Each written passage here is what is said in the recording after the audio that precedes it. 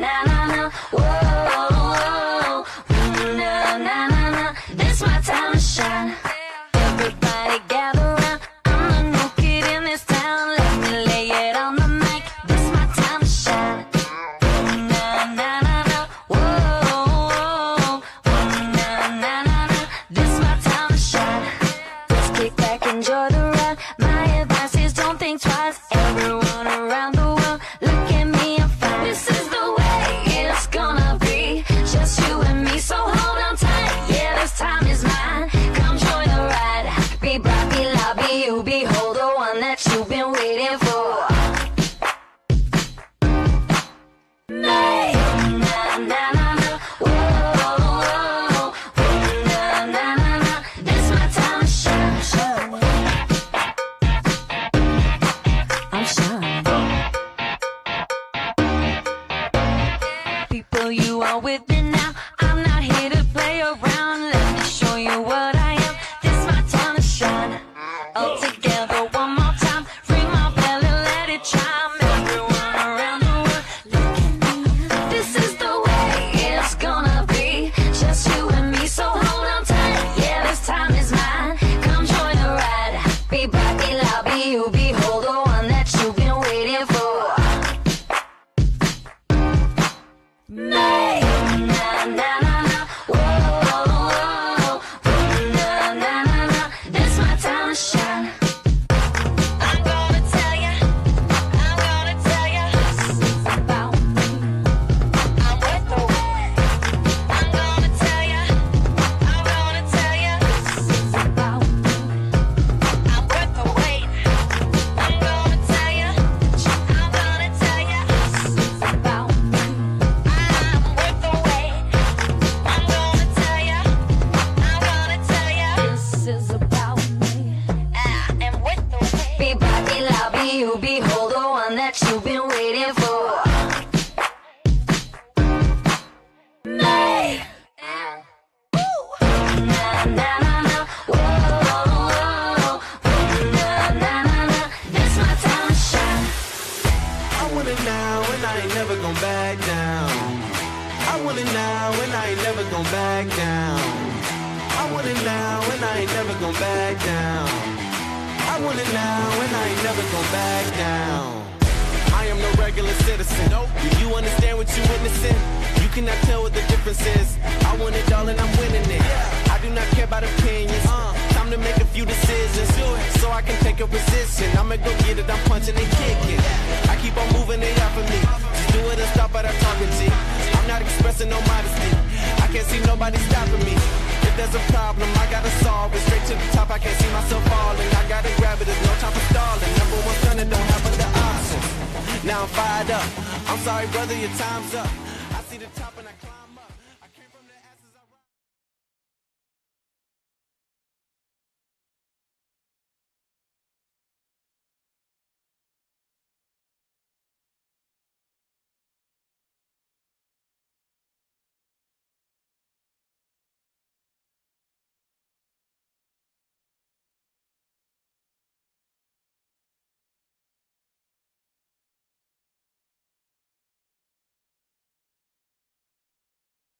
Oh yeah.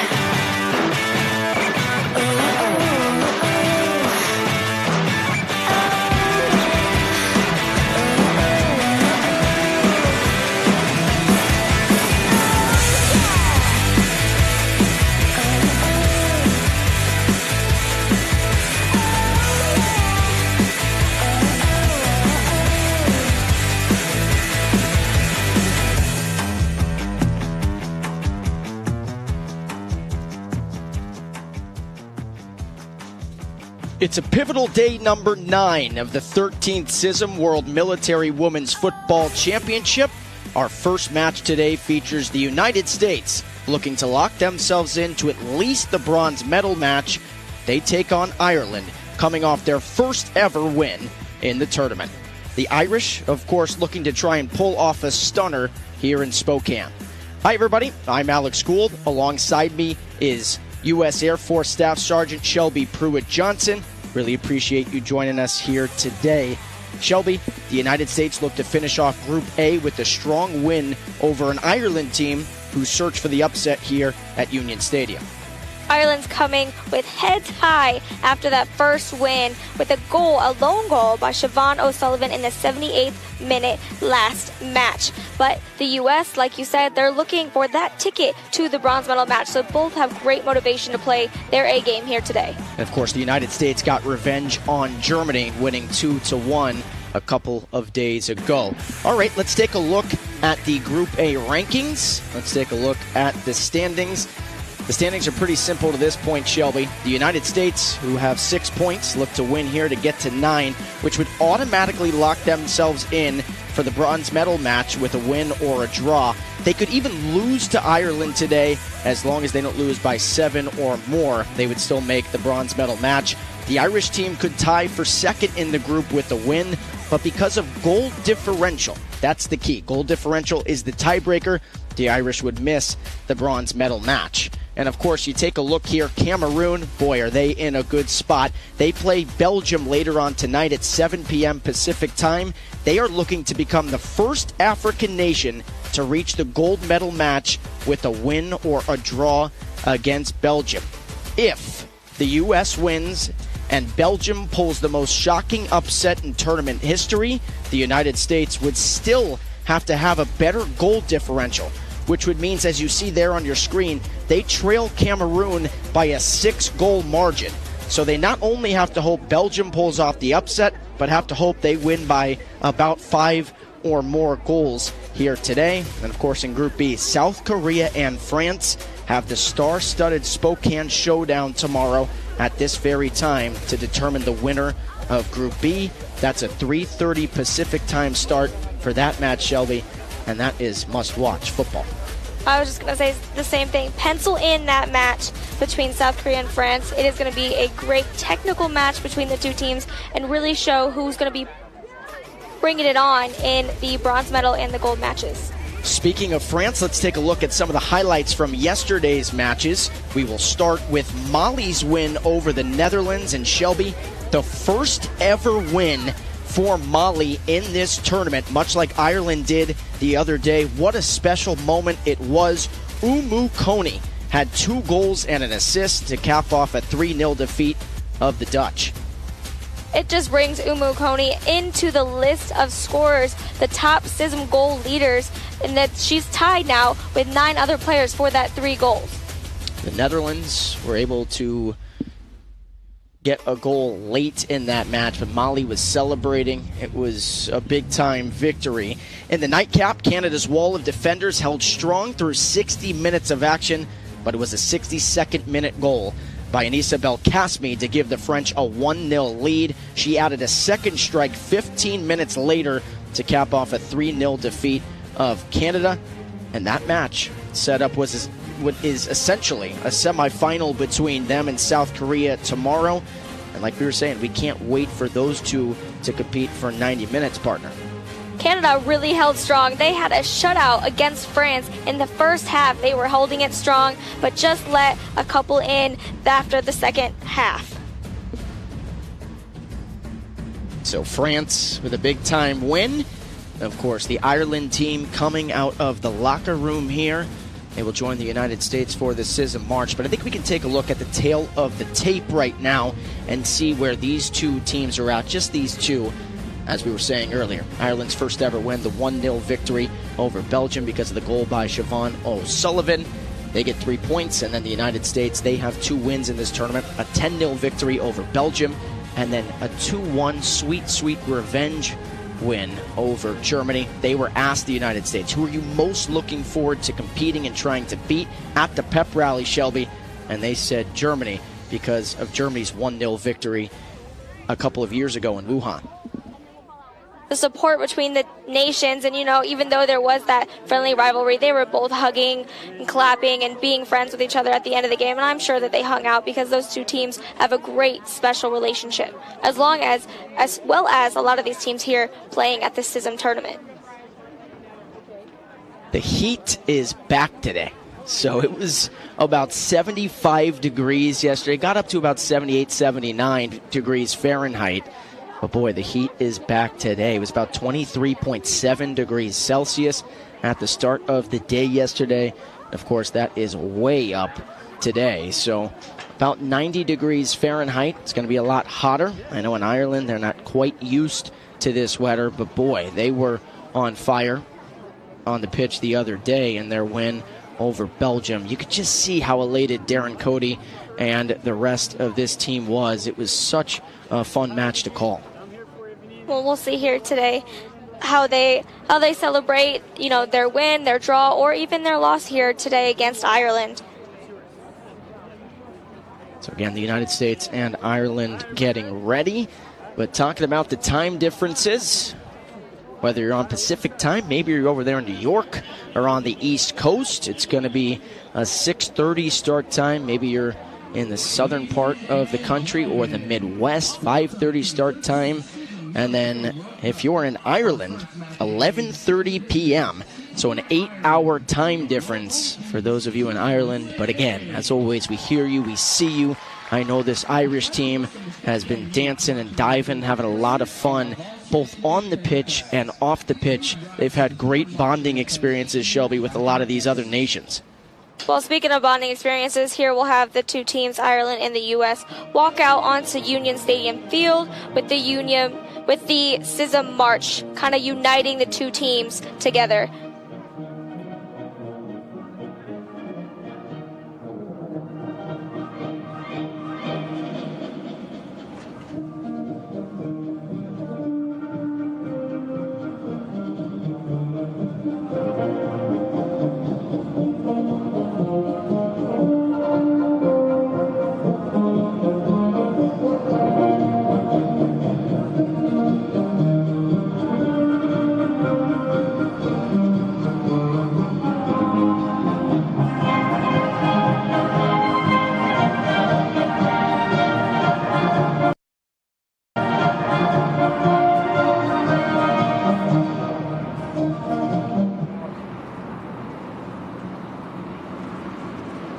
And now the national anthem of Ireland.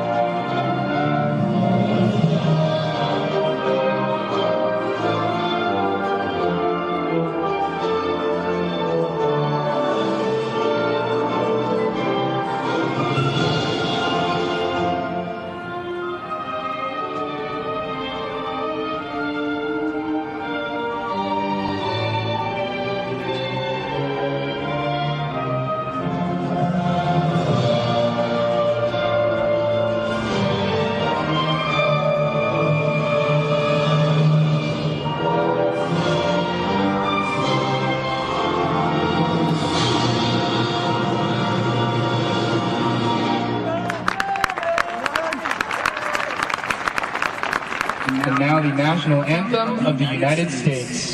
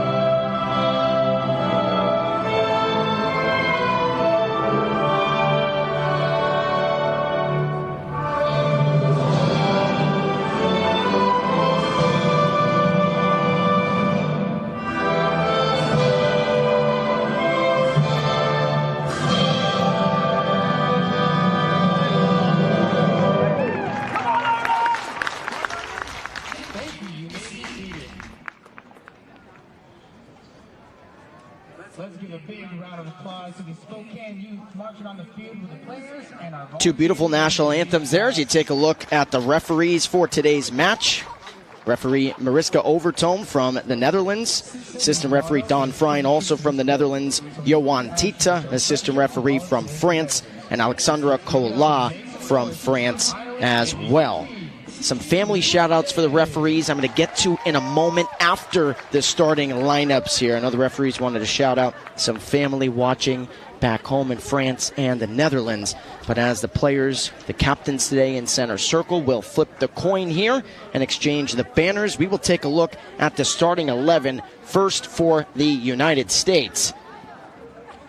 See on your screen there, head coach Derek Wayan. It's a pretty special day for him today, Shelby. We'll get to that at the start of the match as well. But in goal is Jen Hiddink. Left back, making her first start of the tournament, is Erica Jarmer. Left center back is Jen Gillette. Right center back is Jada Sargent. And also making her first start of the tournament is the right back, Taylor Kipilei.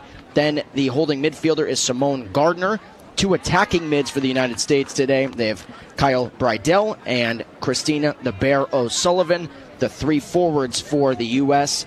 Making her first start of the tournament is Nikaya Comer, the left wing. Center forward, Haley Robertson, tied with Sarah Paulison from France for the most goals in the tournament.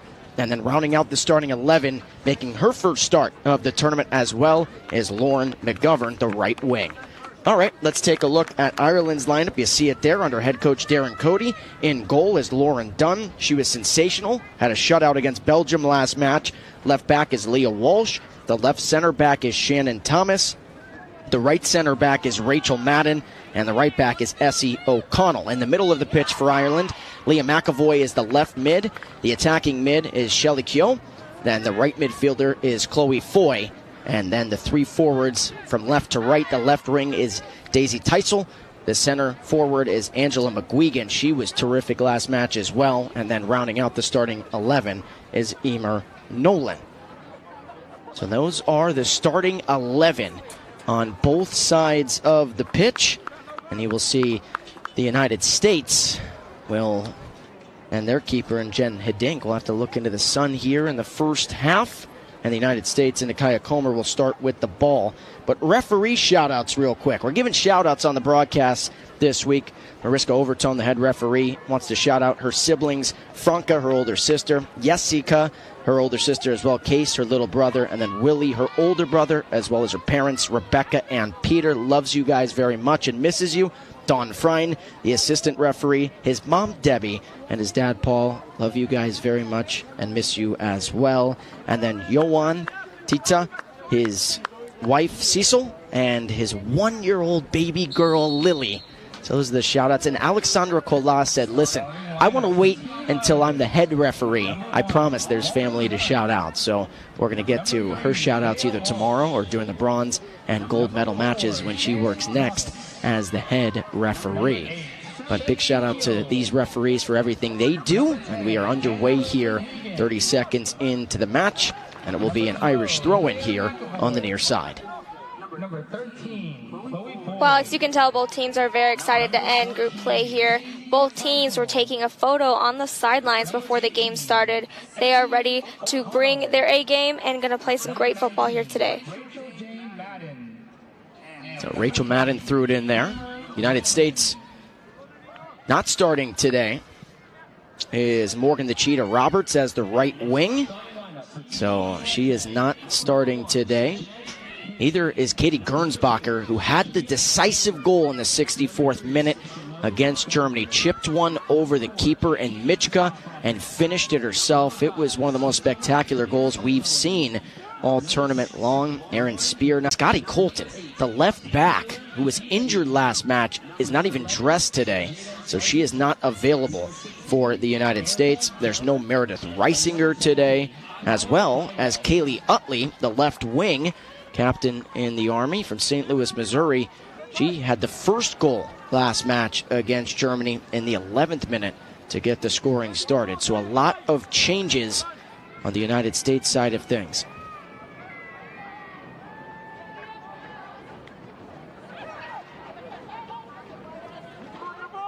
If you think too, coming into the last couple of games here in group play, having the opportunity to bring in some new players and get their foot on the ball a little bit right before the bronze match that they may go to is kind of great for the coaching staff to get them to have that experience.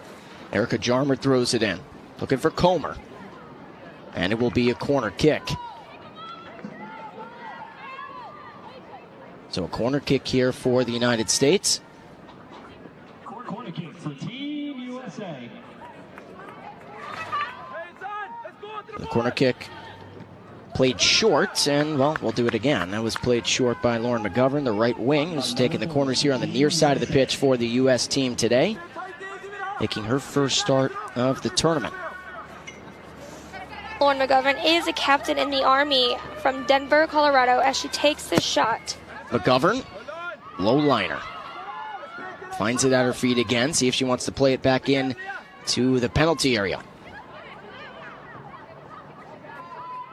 Still inside the penalty area and cleared away, and so it'll be a throw-in on the far side now for the Bear herself. Instead, going to give way to her teammate and Taylor Kipilei. Kipilei making her first start of this tournament. Shelby played 2 years of soccer at the Naval Academy. Played 610 minutes in her career in 2013 and 2014.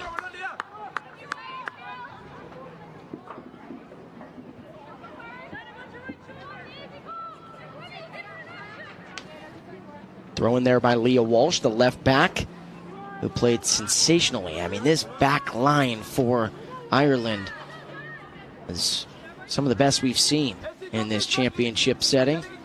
Their first ever win, their first ever shutout. The defense was great, and they got their first ever goal by Siobhan O'Sullivan. Here's a ball, and it will be stopped by the keeper in Dunn, who is also sensational. So Dunn will boot it away here. But a very happy birthday to the United States head coach, so hopefully we'll get him. Take a look. Happy birthday to Derek Wayan. You see him rocking the jean jacket there.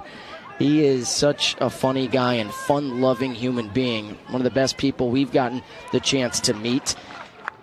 We were going to say happy 30th birthday, but he wanted us to be serious for once and say happy 78th birthday today to Derek Wayan.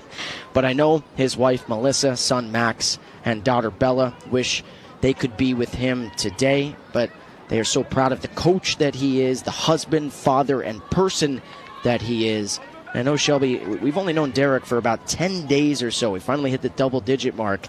I know we can both confidently say he's one of the best souls on this earth. Not just sarcastic, but he cares so much about this country and cares so much about these women and molding them in to the best people that they can be, regardless of the way they're playing out on the pitch.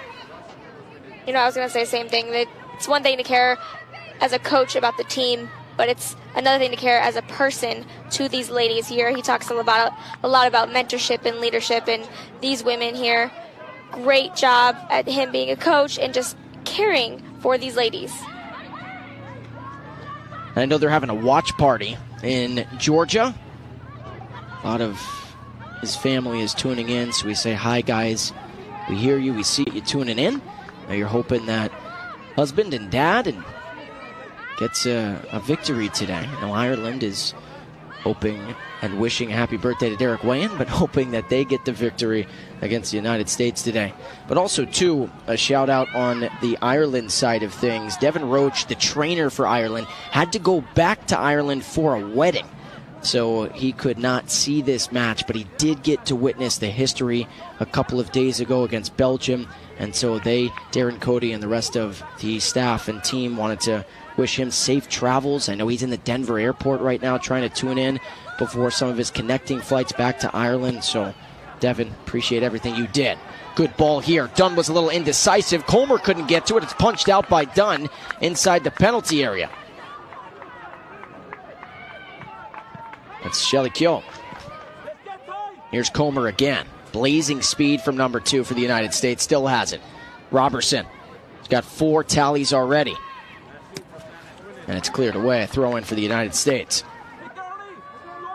You know, that Denver airport, I hear it's really great for sleeping. for hours on a day from the Belgium girls who had to sleep there on their way to the U.S. for this CISM tournament. Here's Shelly Kyo. Can she get there first? Instead, it's Jada Sargent, who is in the Navy. Not only defends the country pretty well, but she is great on this back line. From New York, played at Buffalo State College, and then transferred to Moyne University, and then played for the Rochester Lancers.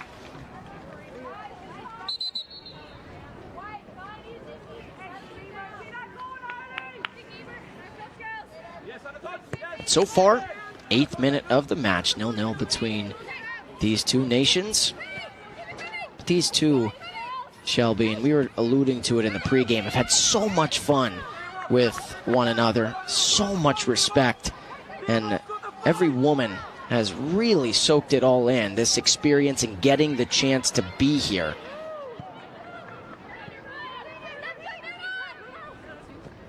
Well, when you talk to any player, any team, the big message is getting to come here, play with other ladies who are in the military, other ladies who are in the same branches as them, other ladies who play this game of soccer from different nations, and just having that one love for the game has been the most eye-opening for a lot of the girls here at the CISM tournament.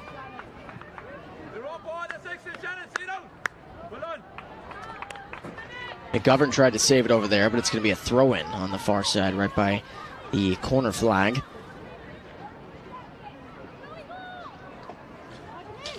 Leah Walsh again, a PTE in the Army from Wexford, Ireland. Chance here for Robertson.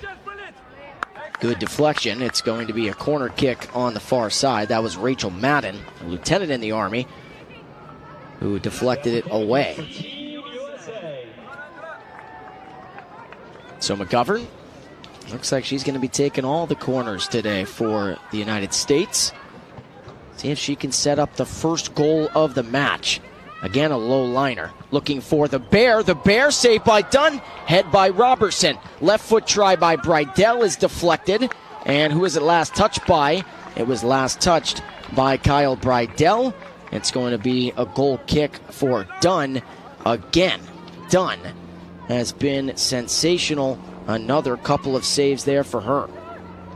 That was a great jump for her, and just getting at least a fingertip or two on the ball and being able to deflect it out of the goalpost. And you know who's going to appreciate that save is someone that we're going to meet with shortly. I'll tease it, but Erica Northam, the Ireland liaison, will join us in the booth today. And we also have a special guest coming in the second half, right around the hydration break of the second half. It's the man who's on a mission to make it so that he can plan every single person's wedding. He can plan every single person's tournament. He has done everything to make sure that this tournament has run as smoothly, as fairly, and as confidently as it has, and that is Lieutenant Colonel Kirschman. So he will join us in the second half. We are so delighted to have Erica and Lieutenant Colonel Kirschman, or Kirsch, as everybody calls him, joining us here today. So make sure that you don't step away for the hydration breaks. Make sure that you tune in to our discussion with those two who have done such a phenomenal job making sure that Ireland is taken care of as well as everyone else in this tournament. That's what Lieutenant Colonel Kirschman's job is.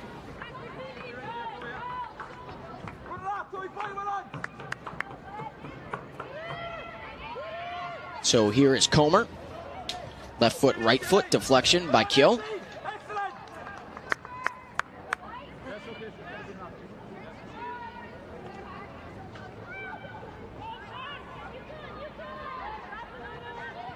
So where's the attack going to come from today for the United States? Without the Cheetah and Morgan Roberts, and without Kaylee Utley, Gernsbacher, who scored last match. Gernsbacher scored 3 goals this tournament. Who's going to step up on the attack? And for Ireland, of course, they got that dramatic goal by Siobhan O'Sullivan. But O'Sullivan today not starting for Ireland. So that's another big change for them, as well as Catherine Meany not starting today, who set up the goal on the corner. in the 78th minute.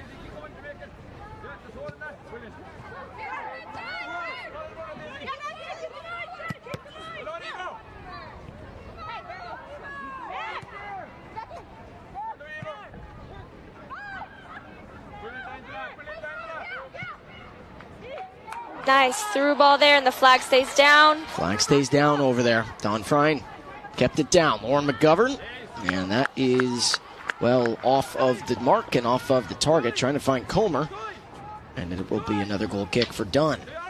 Lauren McGovern runs the mental health program for Fort Riley, Kansas, her base there, and she really improves the quality of life of the soldiers on Fort Riley and focuses about mental health, and that's something interesting here that she does a little bit on her side.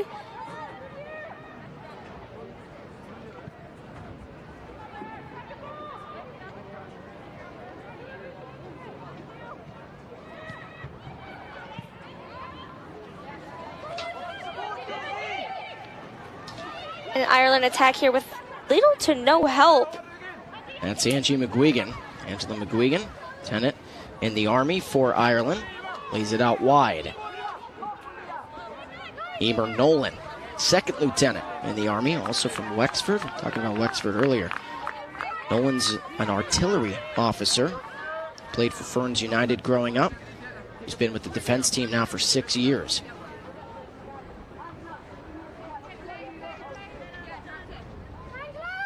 So Leah Walsh picked up a yellow card last match, so she's got to be careful here today.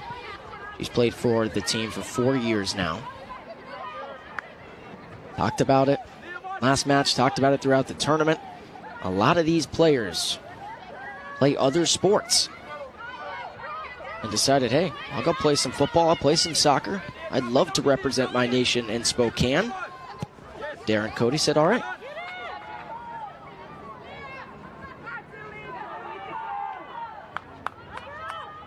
But Gaelic football is a big sport in Ireland, as well as camogie. We're talking about those. I watched a little camogie the other night, Shelby, and I'm going to tell you, they brought it here to the United States. I'd watch. It was fun. It was fun. I was trying to understand it a little bit, trying to teach myself. As McGovern says, hey, stop talking about camogie. We're playing soccer here. So McGovern trying to set up the first here for the United States in the 15th minute. Higher liner this time. Still inside the 18, inside the penalty area. Haley Robertson, can she get to it? No, she cannot. And yet again, a goal kick for Dunn. So some chances here for the United States so far, Shelby. But, again, if they want to reach the gold medal match, first and foremost, they need Belgium to win tonight anyway. So that's out of their control. But they also need to win by a decent margin here today. Well, so far, the Irish team is doing a pretty good job here at stifling any chance that the U.S. has to score a goal.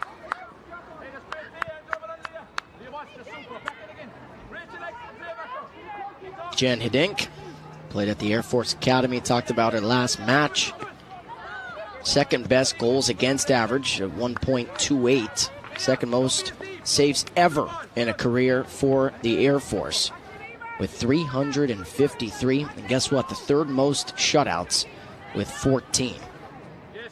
So Hiddink, who's from Wiley, Texas, first lieutenant in the Air Force.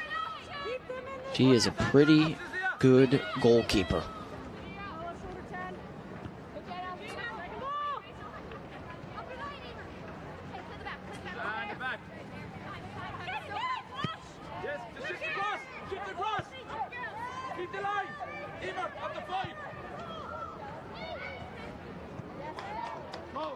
Jen Gillette, you showed me a video the other day. I know they were having some watch parties. The Gillette family cheering Jen on. She's got a lot of family watching from Ormond Beach, Florida. You know, they were posting all over Facebook. They're so proud of what she's been able to do. Now Gillette trying to pass it back to the keeper in Hiddink. Gillette spent 3 seasons in the WPSL, Women's Professional Soccer League. Led the Chesapeake Charge to the United States 22. She's hoping to help lead Team USA to a potential bronze or gold medal match, and this will be another corner forced by Haley Robertson of the United States. Also, too, Jen Gillette. He was an All-American rower at Florida Tech College. Not only a great soccer player, a great center back, but a terrific rower as well. McGovern inside the penalty area. That's Gardner. Nice job by Nolan. Ipilei trying to keep it alive.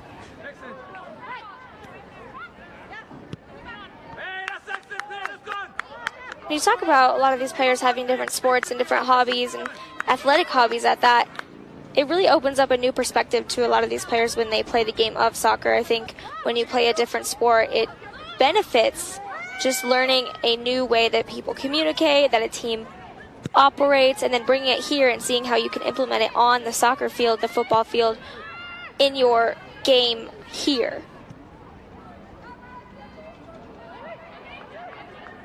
Comer working 1v1 with Essie O'Connell. And it was last touched by O'Connell, so Comer forces the corner kick. It's always been a dream for Comer to rep the USA, and here she is doing just that and starting here in the last game of group play. And something interesting, she has a podcast called From Her Perspective, and it's where she interviews female leaders and lets them tell their stories, just like the leaders out here on the pitch. I think she wants to tell a story about a goal here as McGovern trying to set one up inside the penalty area again. Ping-ponged a couple of Ireland defenders, and the Irish force a throw-in.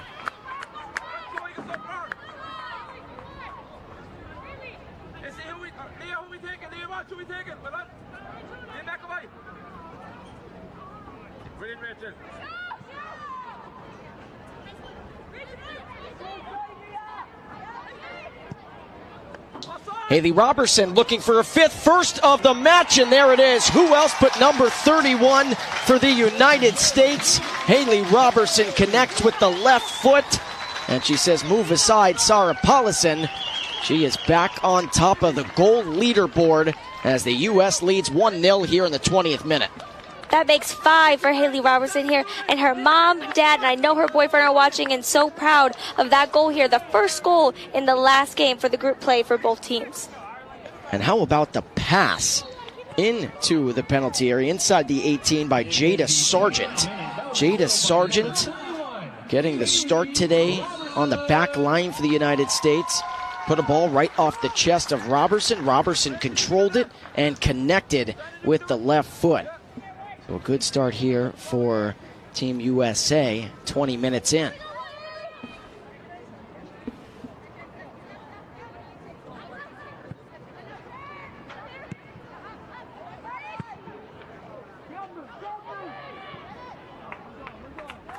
You got to be careful into the sun there for the keeper in Hiddink. Able to control that. Seen a couple of times in this tournament, once from the United States. The ball lost in the sun on that end of the pitch.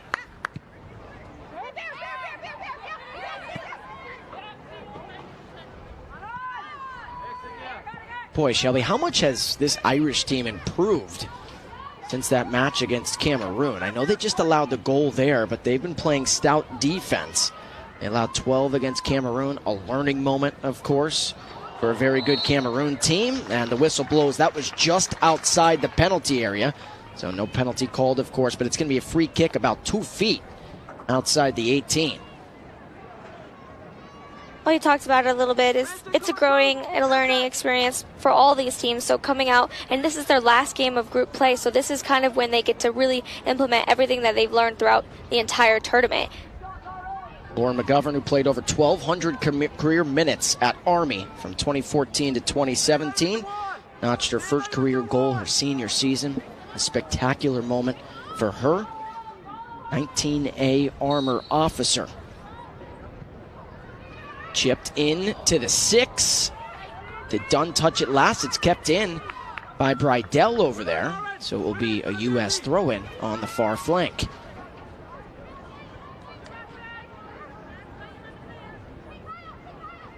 Al Brydell played for Messiah College from 2012 to 2015. Trying to cross one in here. Deflected. Chance for the Bear, but hit down on the wrong part of the foot. But Brydell scored 25 goals, Shelby, in her collegiate career. And guess what? Also shared the love. Had 18 assists. She's played for the Armed Forces team from 2018 to 2019. As that looks like it's the hydration break here. So we're going to get Erica Northam, the liaison for Ireland, set up here. So while we set up, might be silent here for about 15 or 20 seconds as both nations go over the strategy and talk about the first 22-plus minutes of this match.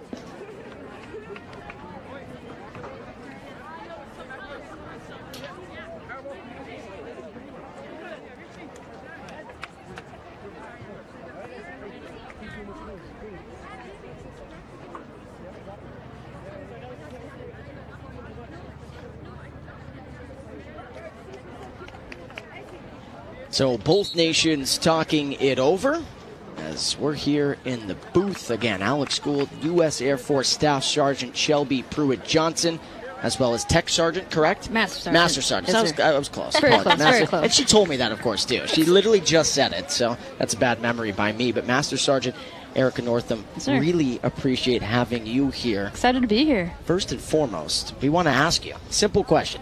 What is a liaison? What is your job? What do you do? So my job is just to make sure that the team is taken care of. So from the moment they arrived here in Spokane, we met them at the airport. We helped just make sure they get to and from the games and to their practices, especially when they had their practice here at the stadium. Make sure they get their meals, make sure the the chief of mission, is taken care of. And unfortunately, we did have one of our players get COVID, so we made sure that when they were in isolation, they were also taken care of. Good. That's a big deal. Yes, sir. I know Shelby's got one for you here. Well, yeah, I have a question. Have you had a chance to really bond with the team? How is that relationship between you guys? It's excellent. I chose Ireland just for that reason. I got to spend 7 years in England, which I know is not the same. All of that area is known for. I was hoping it would be the same. I was also told it would be very similar, so I was very, very excited. Right. It's been awesome. They gave me a shirt. That's got to be something, right? That is a big deal. But also, too, I want you to talk about a little bit of your soccer background and talk about your love of this game. Sure. So I played back in when I was 7. I think I started just playing Parks and Rec, and then I got to play competitive when soccer became a little bit bigger in Juneau.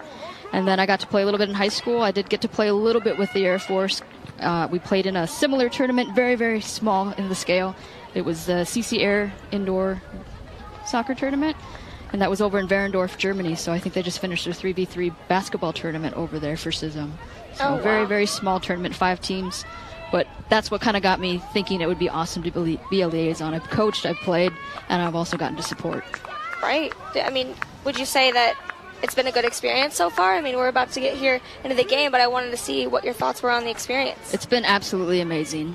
This is kind of bringing it full circle, I think, and just between the team, between the people helping out. I have another person who just volunteered since he's about to leave on a trip very, very soon. And just seeing how everyone comes together and makes things happen, because we know how important this is for Fairchild. We know how important this is for the ladies and the staff out on the field. We just want to give them the best experience, both as ambassadors for the U.S. and just as football ambassadors. Well, I know we appreciate it. The Irish team, they definitely appreciate it. And thank you for coming up here and talking with us today. Yeah, and we'll get back to the game here and talk to you later on. All right, go Ireland. Thank you, Erica. We really appreciate you joining us. You're the best. Thank you so much. Thank you for telling your story. And again, just one of the little pieces, but a big piece to this Ireland team. I know Darren Cody had a big shout out for Erica and everything that she did, exactly what she meant to this nation. And a lot of these liaisons, Shelby, they don't know about a lot of these teams until they meet them face to face, right? But they've done such a good job. It almost feels like they know everyone's story. They've only known each other for about 2 weeks or so. Well, it's interesting, too, when we do kind of talk to the teammates and the team, they say, a lot of what they say is, we appreciate the liaisons so much. We love that they volunteered their time to come help us out and really be that person, that helpful person that they can talk to about anything, just to make sure that they are getting what they need. So again, big thank you to all the liaisons, everyone that is helping out, those at Fairchild Air Force Base that volunteered their time. It's really that simple, right? Not getting paid for this. They volunteered their time. They said, sure, I would love to be put with the nation. A lot of them, of course, speak the same language as a lot of these nations coming in, or served somewhere over there, were stationed over where the country is. And I know she talked about England, so a little bit different, but, you know, having that familiarity with Europe. So Erica gladly volunteered, and she talked about how now a couple of other people have said if this ever comes back to Spokane or get the chance to volunteer, they'd love to. So it's a big deal. Not only that, Master Sergeant Northam, she is the Career Assistance Advisor, one of them for Fairchild, and what that basically means, and I know you're not in the military, but they are basically a one-stop shop for getting these airmen the help that they need to get to where they want to be in the Air Force and in their personal careers. So I know she's used to kind of being that helpful person for a lot of people, and she actually has a podcast, Refueling Fairchild, and she interviewed Derek Wayan and Lieutenant Colonel Kirschman as well, and you can check that out on whatever platform you want to listen to it. And she just does so well at listening and talking to these people and getting their perspectives and able to help them out where they need to be. You got to be friendly as a liaison. That's one of the biggest things. You got to smile a lot, and I think that's the best way to describe Erica Northam. She is so kind. We've talked to her before. She's given us so much data as well as the details on this Irish team. We're just talking about it too, how much they've grown, right? Only 1-0 United States. I think a lot of people looked at this match and said could be about a 5-0, 6-0 victory for the U.S. Again, you just make predictions, you look at things and the way each team has played. But Ireland, just their 4th match ever in CISM women's football, has made such a large improvement. You could see it out on the pitch. But 29 minutes in, Comer with a good move right to left. Could be an opportunity for the U.S. Comer with a shot and a save by Dunn. Yet again, Lauren Dunn has been outstanding inside the 6-yard box. Makes another brilliant save. No fear is Dunn. She has so much courage and non-hesitation, like we were talking about a little earlier. She makes those decisions and acts on it without hesitating, and really helps this team from getting anything, or from not getting anything in the goal. Sargent in there to McGovern. McGovern, was it last touched by an Irish defender? It was. Late call there, but a corner kick upcoming. That's a corner kick. It was. Late call there, but a corner kick upcoming. That's a corner kick for Team USA.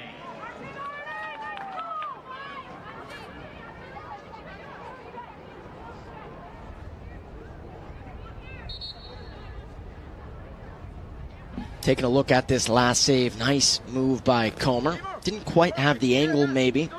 Tried to finish on the near side of the post and couldn't get it to go.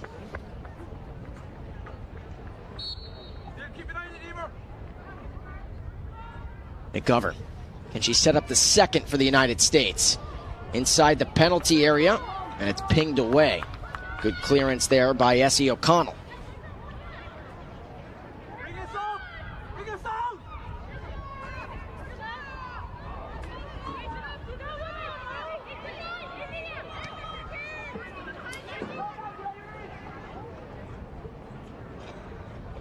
Wiegand dribbling around the U.S. midfield there. What a great attempt there to get it in their offensive.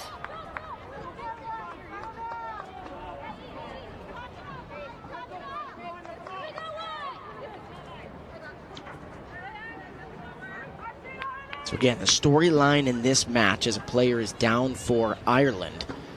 Inside center circle, right around the middle of the pitch. Looks like it could be McGuigan. They can't afford to lose her. So valuable to this unit. Now the trainer coming out for Ireland.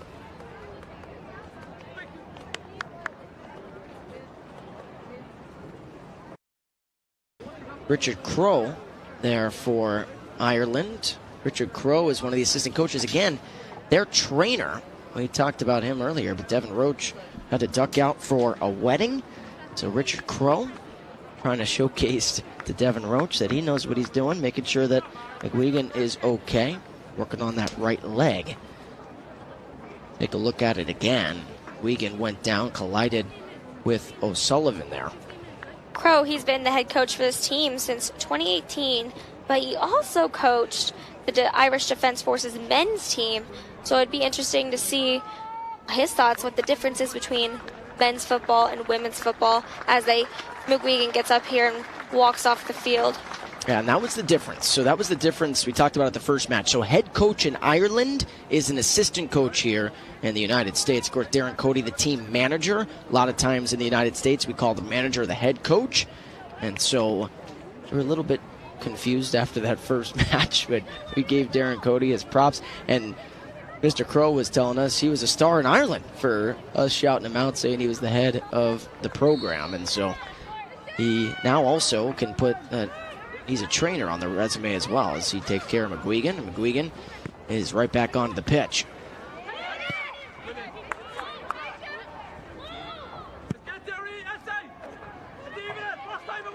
Got to be careful of Comer there.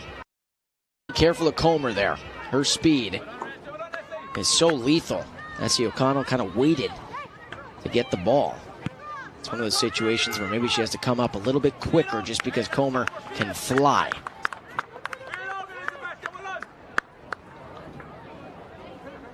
Talking about Nakia Comer, first lieutenant in the Army from Columbus, Georgia. Played 800 minutes in her career at Army from 2015 to 2018. First career assist came in 2018 against Boston University.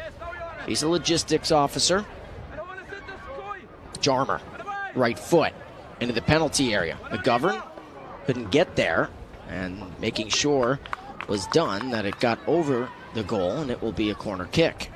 No, when we were asking about some interesting facts about Comer, she said everyone in her family is 6 foot or taller. She said she was joking and saying, I guess they got that from me, right?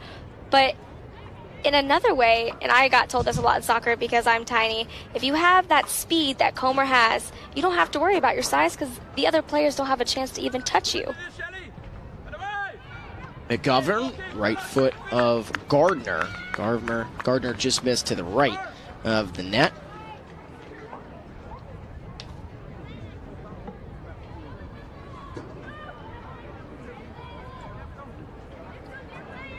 Got the chance to meet the United States team for the first time yesterday.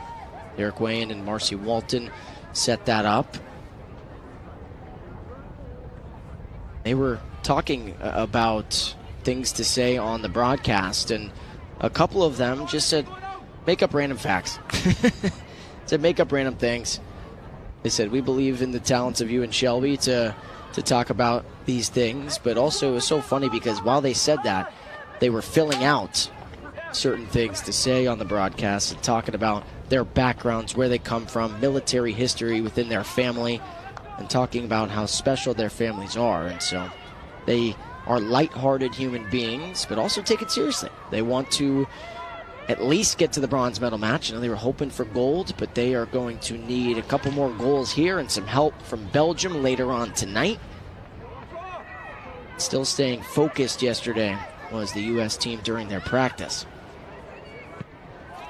One of the most interesting things I've seen on the papers that were filled out is Lauren McGovern. They're taking all the corner kicks. She wrote on there, the question was, what are your special interests? What is something people don't know about you? She wrote, and I quote, I am a chicken nugget. Right? So it's got to be an inside joke there with the team, and I had to say it on air because I want them to know that we also thought it was funny. She was talking about her favorite part being burritos and really taking it lighthearted, and you can tell she's probably the jokester there on the team. Yeah, she said, the question was, what are some of your aspirations in your soccer or military career? We talked about being serious, but also keeping it lighthearted. She said, I want to win, I want to meet new friends, I want to compete, and I want to increase my chicken nugget energy. So this U.S. team has had fun, and I know these Irish players, of course, are very sarcastic. They have a great sense of humor. They were talking about this tournament, and they were keeping it lighthearted. I know a lot of them, again, they want to win every match they compete in. A lot of them, of course, when they lost to Cameroon 12-0, they A, looked at it as a learning experience, but B, they were joking around saying, well, we never want to play Cameroon again. And so, but what did they do? They came back and beat Belgium 1-0, their first ever victory. And that's what Warriors do, right? That's what people do who sit there and go, hey, that was just one match. Whether you lose 12-0, 1-0, whatever it is, you draw, you win, you got to focus on the next task at hand and that next match, as this will be another corner kick for the United States. So the United States have had 9 shots so far. 5 have been on target. Dunn's had to make 4 saves. Of course, that goal from Haley Robertson, her 5th of the tournament. That was corner kick number 8 for the United States. See if Jarmer wants to play it back in here. Jarmer, nobody there. And Dunn will let it go. Even with this Irish team, I think it's all about the silver lining, almost like it's the little things for the team. You know, they take the positives, you know, although it is a 12-0 loss, it's the positives. You know, they're like, oh, this was our first game together. We kind of got to actually play together for the first time, not in a practice setting in the U.S. And it was all about that positivity, which I see is inspiring with the Irish team.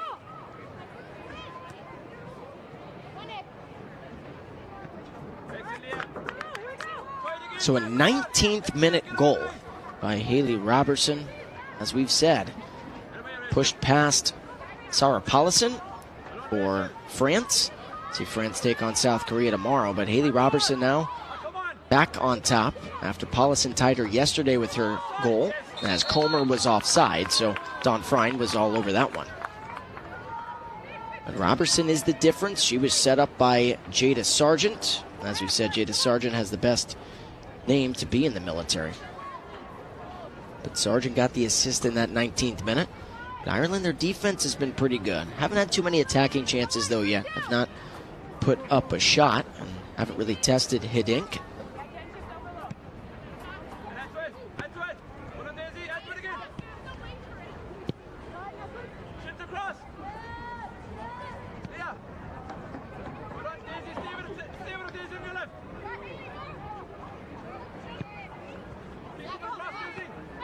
Great pass by Jarmer and Gillette, just switching the field and taking the time to make those passes. Here's Comer again. Slips. Lost control of the ball. Gets right back up. Rachel Madden defending her, and this will be corner kick number 9 for the United States. And guess who's taking it? Chicken Nugget herself. Yeah, Chicken Nugget's been busy over there.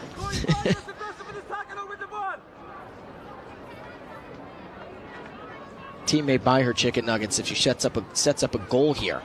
There's Gardner, was inside the 6. Now Sargent, who set up the first goal. Sargent, right foot rocket deflected. Back to Gardner. Here's Gillette. U.S. comfortable playing it back here. Kipi Lei making her first start of the tournament. Kipi Lei into the penalty area. Good ball by Kipi Lei. Found the right foot of Kyle Brydell, but Brydell on a one-time couldn't finish it.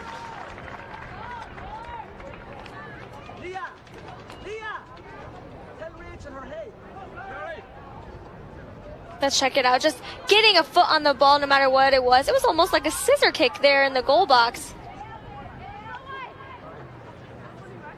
Good ball there by Taylor Kipi Lei. Originally from Iwa Beach, Hawaii. Brydell, captain in the Air Force from Gettysburg, Pennsylvania. Pretty famous city.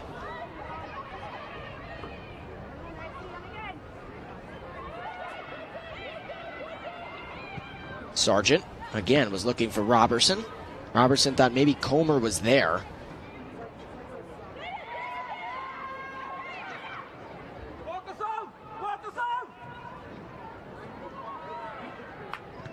Brydell forces another corner.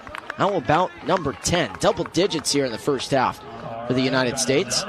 But so far, only one goal into the back of the net.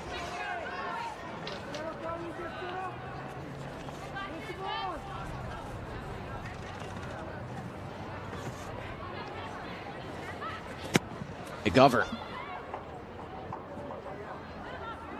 Gardner. Another deflection. Is this going to be number 11? You better believe it. Number 11 here for the United States, and McGovern. Boy, she's getting her sprints in today from one quarter flag to the other. I hope they were practicing their corner kicks yesterday when you were talking to them at the practicing behind the field here.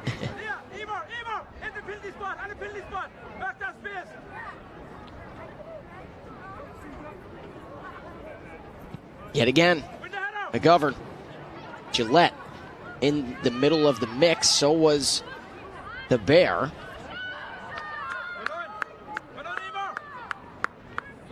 Good touch. Good touch there by Derek Way, and he still got it. It's a good right foot there from the U.S. head coach.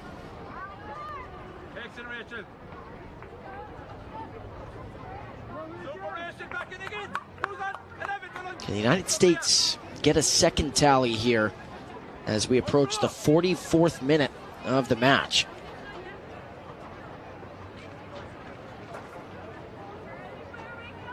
Much like yesterday, this has a similar vibe to France and Canada. France had, 14 shots, I believe, in the first half. Couldn't score. They didn't score until the 62nd minute. Belkacemi got a header into the back of the net. Alex Hogg was outstanding for Canada. And France, Belkacemi added a second. Paulison, as we mentioned earlier, got a goal. So they beat Canada 3-0.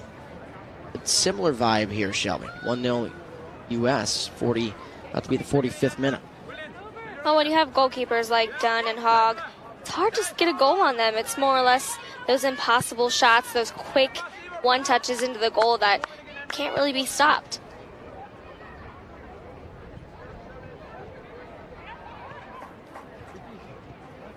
Good interception there. Great defense by Essie O'Connell.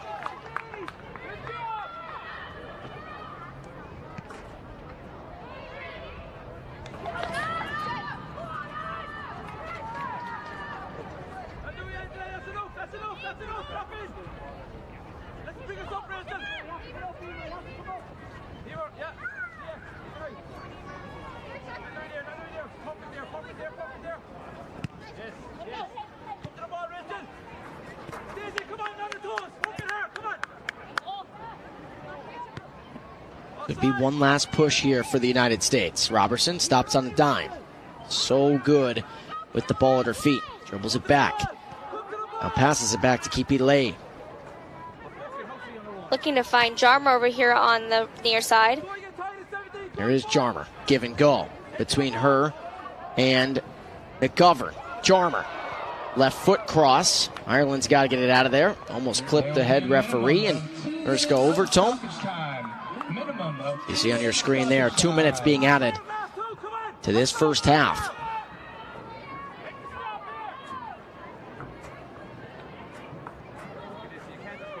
McGovern weaving her way in, and yet again another great stop defensively for Ireland and Shannon Thomas.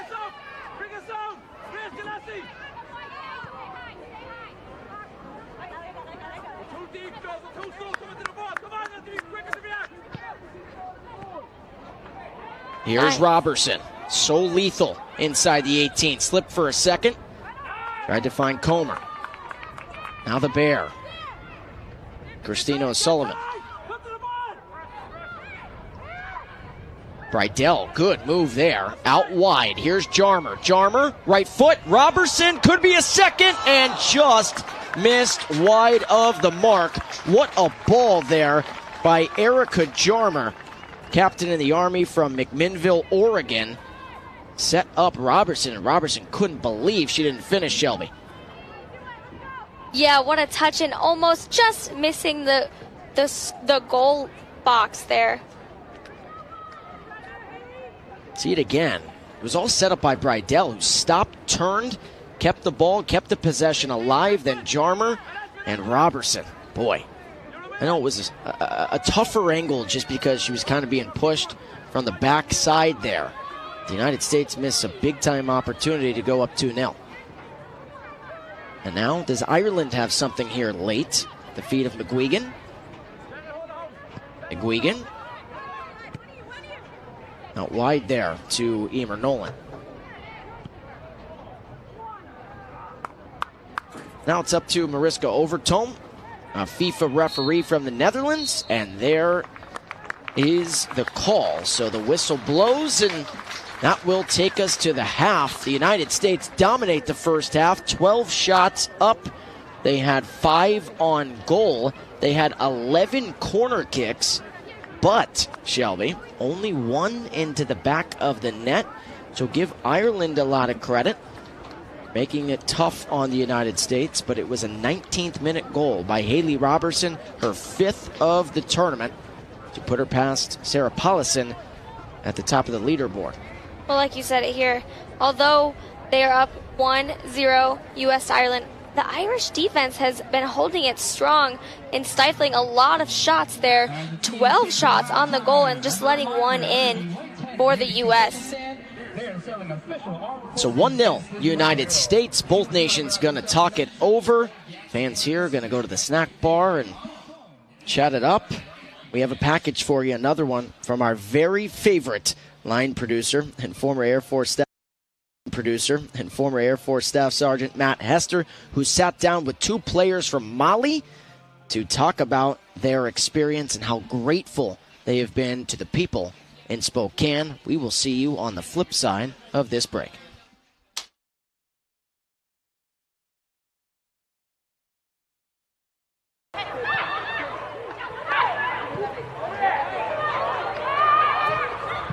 Ne ka eta esprit kelen dɔrɔn an nakun ye kupu de ye an ka taa ni kupu ye an ka faso la ne kɔni igera imageo kungilenna kelen dɔrɔn de don an ka gagne dɔrɔn an nakun ye min ye o ye kupu de ye. A ka d'an ye nin ka kɛ ko daminɛlen a kana kɛ ko labanta ye quoi nin ka kɛ toujours ni compétition bɛ yen nɔ dɔrɔn Mali ka se ka ye nin kɛnɛba ninnu n'a ɲɔgɔnna caman kan. Bon, fɛn min ye bolontan diya ne ye hali ni bolontan ye i n'a fɔ ne ka lafiya yɔrɔ de don quoi hali n'a sɔrɔ n stresselen don ni nana bolontan yɔrɔ la a bɛ nisɔndiya diya n nɔ quoi et puis n bɛ occasion caman dɔn n ka bɔ fɛn caman fɛnɛ kalama. Bon, ne ka impression ye min ye ne ka famille bɛ k'a lajɛ diɲɛ bɛɛ bɛ k'a lajɛ o ye ne ka fierté de a diyara n ye trop.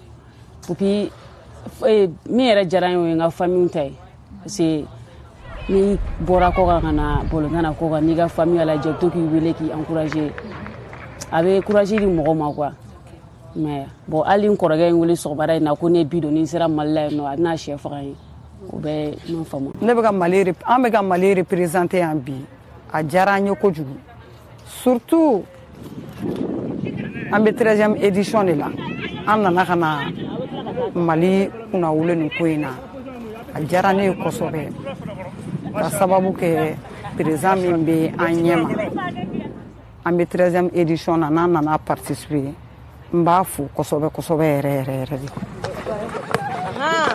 Bon mo bɛ n bolo ka adresser mɔgɔba de la n ka famille bɛ yen nɔ n bɛ foli baden d'u ma ani an ka équipe tɔw an ka musomanin tɔw bɛ mun bɛ Mali la mun ma se ka na n ka foli b'u ye mun y'an encourager fana k'an hakili b'u la fɔ yan u ka danna dɔrɔn an nana min kama ni Ala sɔnna ma a bɛ ɲɛ.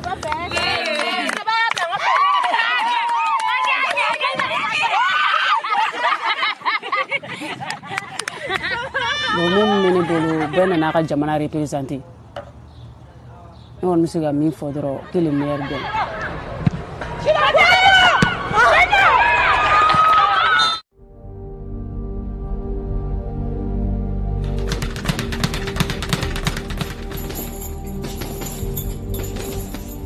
You know, every morning that we wake up, we step out and represent all the other soldiers out there fighting. The wrestle, the box, the taekwondo, track and field.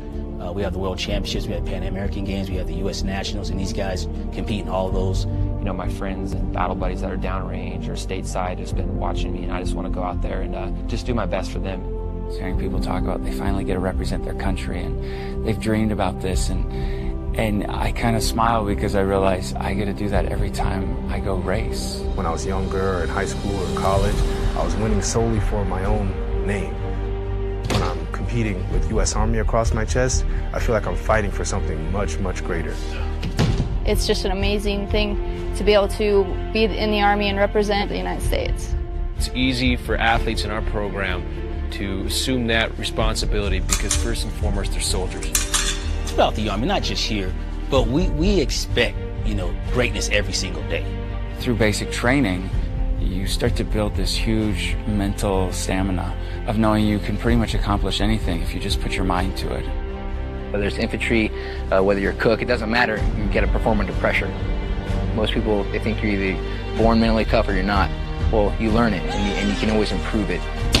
It gives me power on the wrestling mat. It gives me strength. It gives me the ability to push past certain levels of pain or exhaustion. I think being an athlete and a soldier and an athlete go, hand in hand really well. I mean, these guys come in with attributes that every soldier has, and that's sacrifice, discipline, teamwork. Because that's what we're all taught. That's what we expect of each other. It's very much like a family. And you learn to depend and lean on your brothers and sisters for support. The coaches are always here. They're always helping us. They're always watching film and always trying to find the best way to make us better. We always focus on improving the mind and the body. They want you to have good nutrition, good sleep, and good exercise. To do all that, you got to be resilient and you got to be ready. And that's what we teach. I don't know if I would have had that same mind frame if I wasn't in the Army.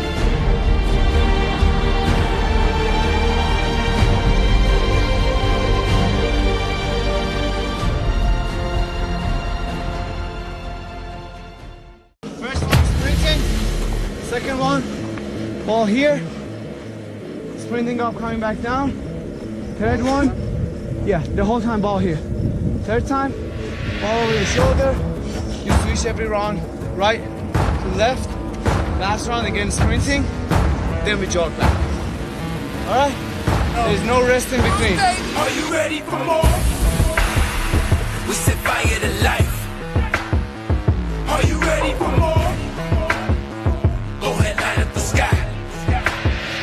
Are you ready for more? Ready, set. You know I'm already set. Keep it 10 toes down, even when I'm out of breath. They try to hold me down below for many tears I never wept. You know I'm focused on the goal, always working, never rest.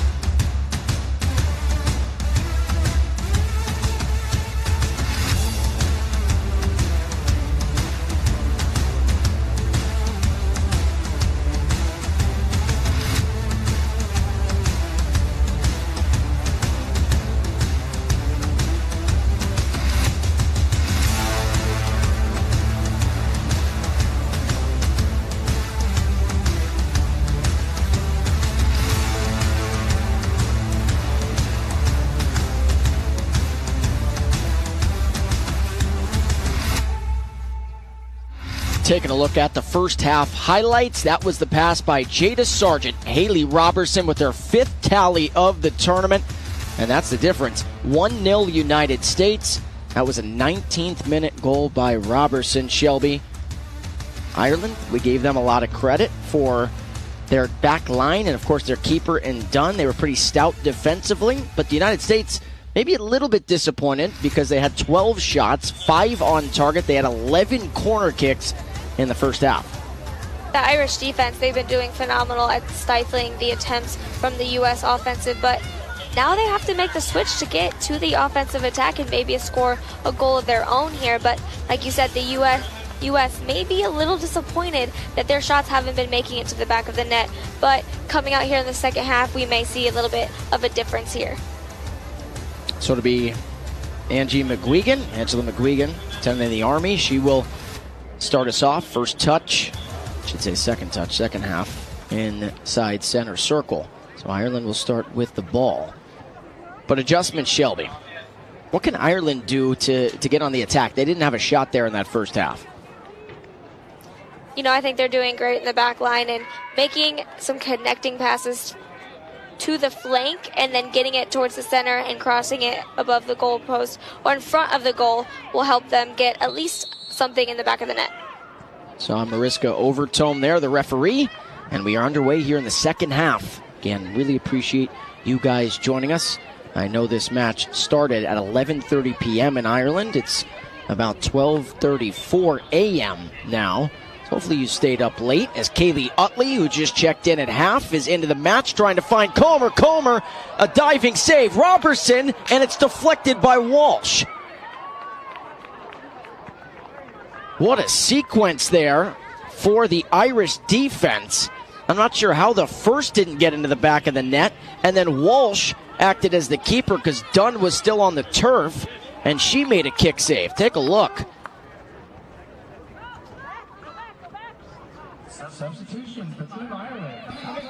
Nice defense and the trust that Leah Walsh had and the skill to see that their goalkeeper, Lauren Dunn, was outside the box and coming in behind her to make sure that they get that deflection and stop a goal from getting in there. Now Ireland with this chance. That's Kyo. Deflected. And there's the goal scorer. And Katie Gernsbacher, who checked in. So let's get to the substitutes here. Couldn't get to them because of that attack for the United States. And this could be another one. Good ball by Sargent. Comer, blazing speed, but Walsh gets back. Now a trio of Irish defenders here. How about Leah Walsh? Great 1v1 defense. It's going to result in a corner kick. It'll be corner kick number 12 for the United States. Try and get to these substitutes real fast here. Kaylee Utley is into the match, as you saw. Coming off the pitch was Lauren McGovern. So McGovern's out. And then that woman right there who scored the game winner against Germany is into the match. And coming off the pitch for the United States was, they marked it down as number 14. I'll get to that in a second. Comer back out to Gernsbacher. Gernsbacher plays it on the ground. Ireland still trying to get it out of there. Now a right foot try and misses wide of the mark. That was Jada Sargent.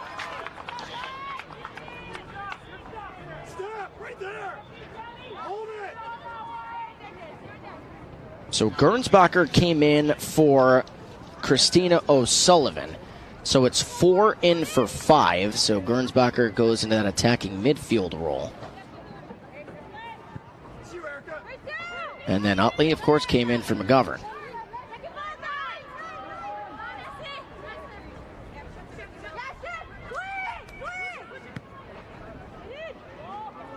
Could be another chance here. There is Utley. So dangerous. Scored the first for the United States against Germany in the 11th minute off the right foot of Comer. And yet again, another save for Dunn. Right away in the second half, the U.S. is pressuring Lauren Dunn in the goal box and trying to get us shots on the goal, and I think they've added about 3 more.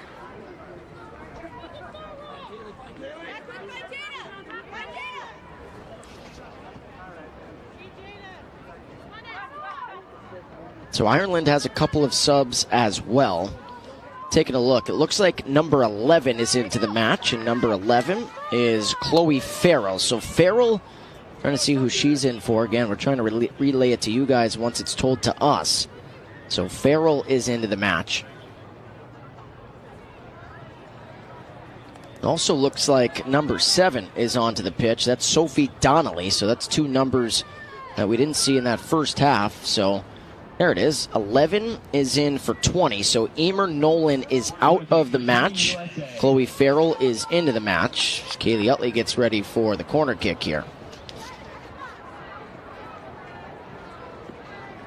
Can Utley set up the second for the United States? Sargent couldn't get to it. There's Brydell. Brydell off the head of Gillette, and Gillette missed wide.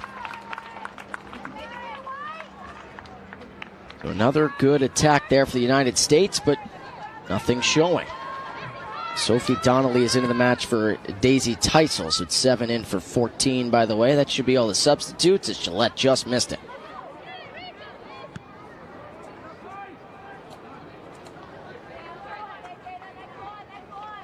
So 50th minute of the match. And as a reminder, during this hydration break, we'll be talking to Lieutenant Colonel Kirschman, the man, the myth, the legend, the hero in the Air Force at Fairchild Air Force Base, who has set up this whole tournament. From everybody in the stands to everyone working this tournament, it's a big thanks to him. So he's coming up at the hydration break. And trust me, you don't want to miss that interview with Shelby and I. He has so much to say. He's one of the greatest people on the planet. So I want to give him his credit for everything he's done for the nation as well as this tournament.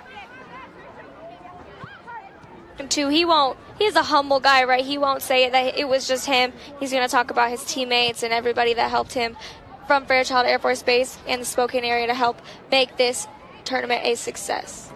Comer, nutmeg there, and it's going to be a corner kick. Boy, that was beautiful there from Comer. The nutmeg of Rachel Madden. It is so tough to do. And now Gernsbacher will take the corner here on the near side. Corner kick number 14 for the United States. On the near side. Corner kick number 14 for the United States. Gernsbacher. Cleared away. Finds it at her feet again. Wants to play it to her dominant right foot. Donnelly working on Gernsbacher. Deflection, stays inside the penalty area.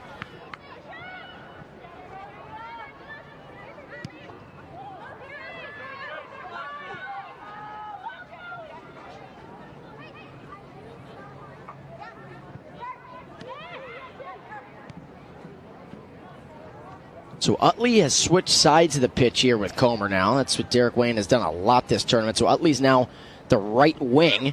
See her here, and deflects one off of Walsh. And guess what? Stop me if you've heard this before, but another corner coming up. This is corner kick number 15.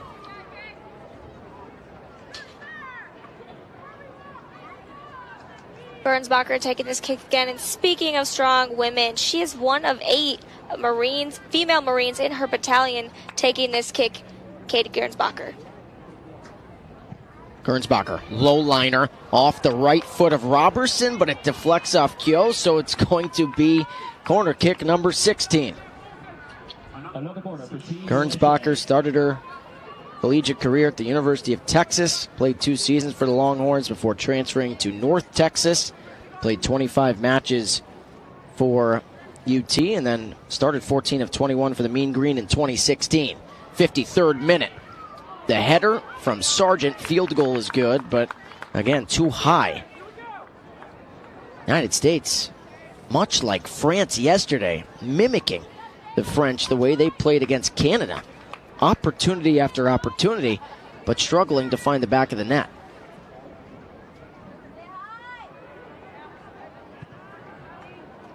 That was not a great decision there. This is Gernsbacher trying Dunn. Did Dunn touch it?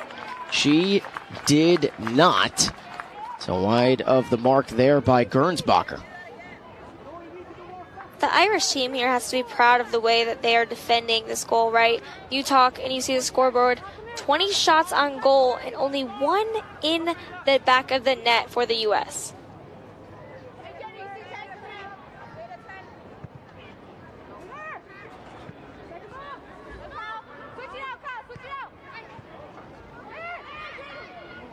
Gernsbacher.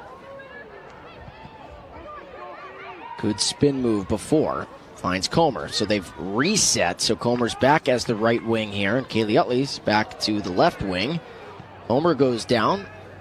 Right in front of the assistant referee. Yohan Tita didn't call it. Kipilei, number 17. And another corner kick for Team USA.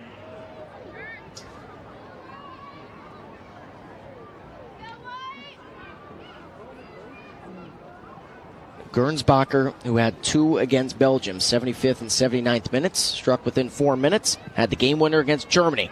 Still trying to set up the second off the head. It's deflected. And now Kaylee Utley will get her sprints in over to the corner flag.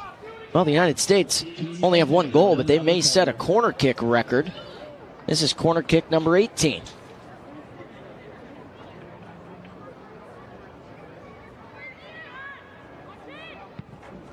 Utley into the penalty area, off the head of Gardner, who was looking for Gillette, but Gillette couldn't see it in the sun. That's the sun that the back line for Ireland has to stare into, as well as Lauren Dunn, the keeper.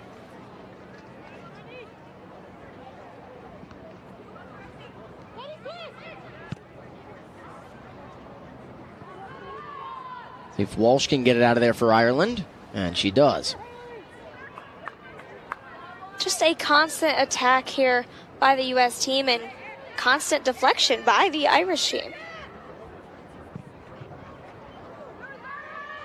That was into the sky here in Spokane by Kipilei.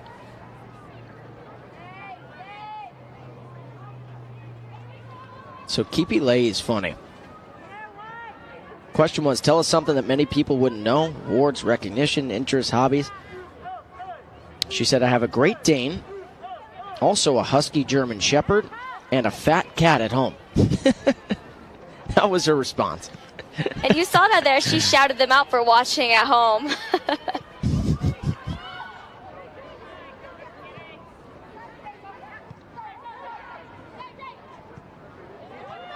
Kipilei is a ship driver. And she said, yes, I actually go to work on this ship daily.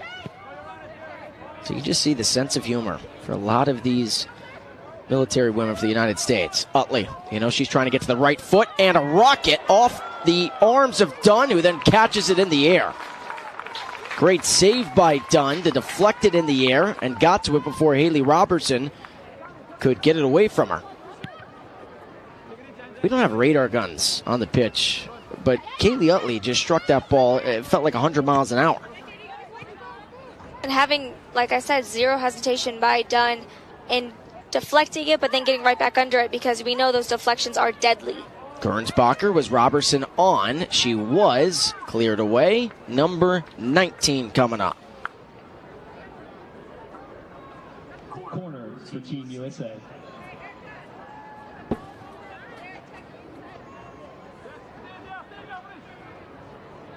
It was McGovern who got all the corner kicks for the most part in the first half. It's been Gernsbacher and Utley. Gernsbacher again. 58th minute. Robertson's there. Gillette's there. Right foot. And another clearance for Ireland. Utley may try one, and boy, that is dangerous. Oh my goodness. That is off the right foot of Utley, and a player is down for Ireland. That is Sophie Donnelly.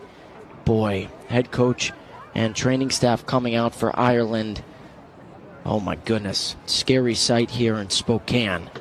It's just talking about Kaylee Utley and how hard she hits the ball. And that caught Sophie Donnelly square. Boy, Shelby, hoping that Donnelly is okay here. A hit like that, wow. And just being tough to take it and getting to come back out here and getting looked at by the training staff. We hope she's okay and going to get up here soon. So Donnelly is down here. And again, Taryn Cody is out there. So is Richard Crow. Taking a look at her. It's just the last thing you want to see. It's the last thing you want to see out on the pitch. And again, no intent from Utley. She's kicking the ball there, trying to score on Dunn. And Donnelly was in the wrong spot at the wrong time. You saw Utley immediately saw it hit and went over to go see if she was okay. And I know that we know that she didn't mean to do that there. It's good to see Donnelly here get her head up there. Getting a big standing ovation here in Spokane. Dangerous at times, right? A lot of times we talk about it. It's not an easy sport. I know a lot of people think of soccer as a little bit easier, not a lot of injuries, maybe some non-contact, and boy, that is good to see. That's good to see. I mean, Sophie Donnelly, we talk about all these women, Shelby. She's a warrior. She hops right up there. Talking to Richard Crow, the assistant coach. You know, he's trying to make some jokes there to try and get her to laugh. So Donnelly coming off the pitch, and of course we'll wait and see if she gets subbed out or if she's able to go. And if you think about it too, when you get nobody wants an injury, correct? But if you get an injury here in this tournament, you also have an injury when you go back into your military branch. So you might have to sit out a couple of things, the PT, the missions, after coming off of this field here with an injury, and that's not something a lot of ladies here want to think about. Two great things to see there. First and foremost, the United States giving Ireland the ball. Great gesture of friendship through sport. Also, guess who's back onto the pitch? It's Sophie Donnelly. Immediately looked at her manager and Darren Cody as well as Richard Crow and said, no, I'm a warrior. I'm staying in. She is back out on the pitch. So Sophie Donnelly, you know she's going to feel that in the morning. You know she's feeling it here, but she wants to represent her country. She wants to be out there on the pitch and try and come back in this match. Gernsbacher trying to make it 2-0. Gernsbacher yet again scored the game winner against Germany, and she strikes here in the 61st minute. Her fourth tally of the tournament to push the United States up 2-0. Let's check out the replay of that score right there, making it 2-0 U.S. over Ireland here in Spokane, Washington at Union Stadium. Pass through, just a slight dribble and a shot right there, no hesitation, and Lauren Dunn is in disbelief that it went through there in that goal.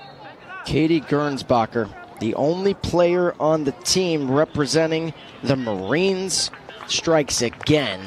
So Robertson got her fifth. Gernsbacher's got her fourth. She's now tied with Paulison as the only two players in second with 4 goals in this tournament. As we get a substitute here for Ireland, and that is Saoirse O'Reilly. O'Reilly checks in, and guess what? Talked about Derek Wayne's birthday today. Saoirse O'Reilly has a birthday, I believe, Shelby, tomorrow. Yes, she will be turning 22. So a happy early 22nd birthday to Saoirse O'Reilly. She has been phenomenal in this tournament. Good to see her into the match here in the 63rd minute. But Katie Gernsbacher, boy, she has made such a difference. Did not start this match, checked in because of the yellow card she picked up last match. Remember, pick up a second yellow card, you have to sit out for the bronze or gold medal match. So both coaches playing it safe in the first half. Gernsbacher again couldn't get it to go.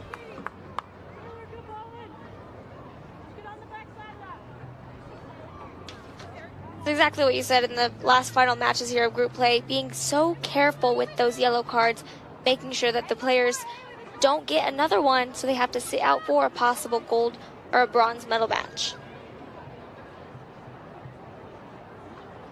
So this is Gernsbacher's first time ever participating in this tournament.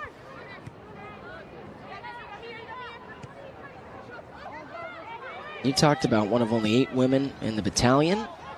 Here is Brydell. Brydell, flag stays down. Brydell left foot. Here's Robertson. What a pass by Kyle Brydell. Robertson with her second of the match. She's got a brace. It's her 6th of the tournament. And the United States, within a couple of minutes, have tripled their lead. They lead 3-0. we talk about perfect push passes, but look at that cross there and an easy touch there into the goal, and where to be in the right place at the right time for Robertson. You saw the frustration there from Dunn. That is how unselfish Kyle Brydell is. Could have taken a left foot laser instead. Crossed one in to the 18, just outside the 6. And what does the vacuum cleaner and Robertson does? She finishes for her second of the match. Another brace for Robertson, but all thanks to Kyle Brydell. Brydell's first assist of the tournament.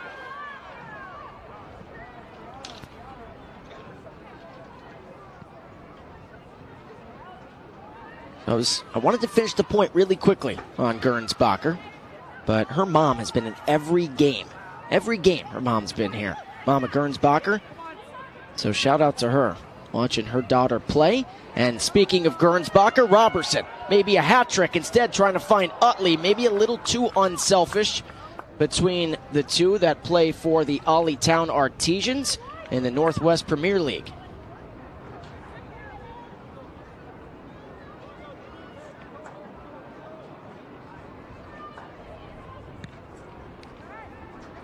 There have only been 2 hat tricks in this tournament so far. Haley Robertson in the first match of the tournament, first half of that first match against Belgium, as well as Nanga for Cameroon, who got a hat trick in 4 minutes. That is not a joke, and it was against this Irish team. Robertson is dangerous in the front, and we all know that. We've seen a couple of teams, they stick a defender on her and make sure they stay so they can shut down any attempt at a goal for Robertson. And you know what? Maybe that's what the Irish defensive line needs to do, is keep a man on Robertson and just deflect any ball there through her.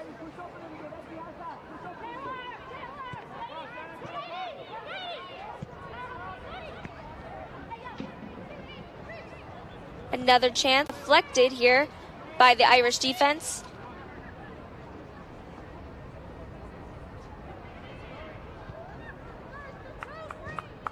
It'll be a U.S. throw-in.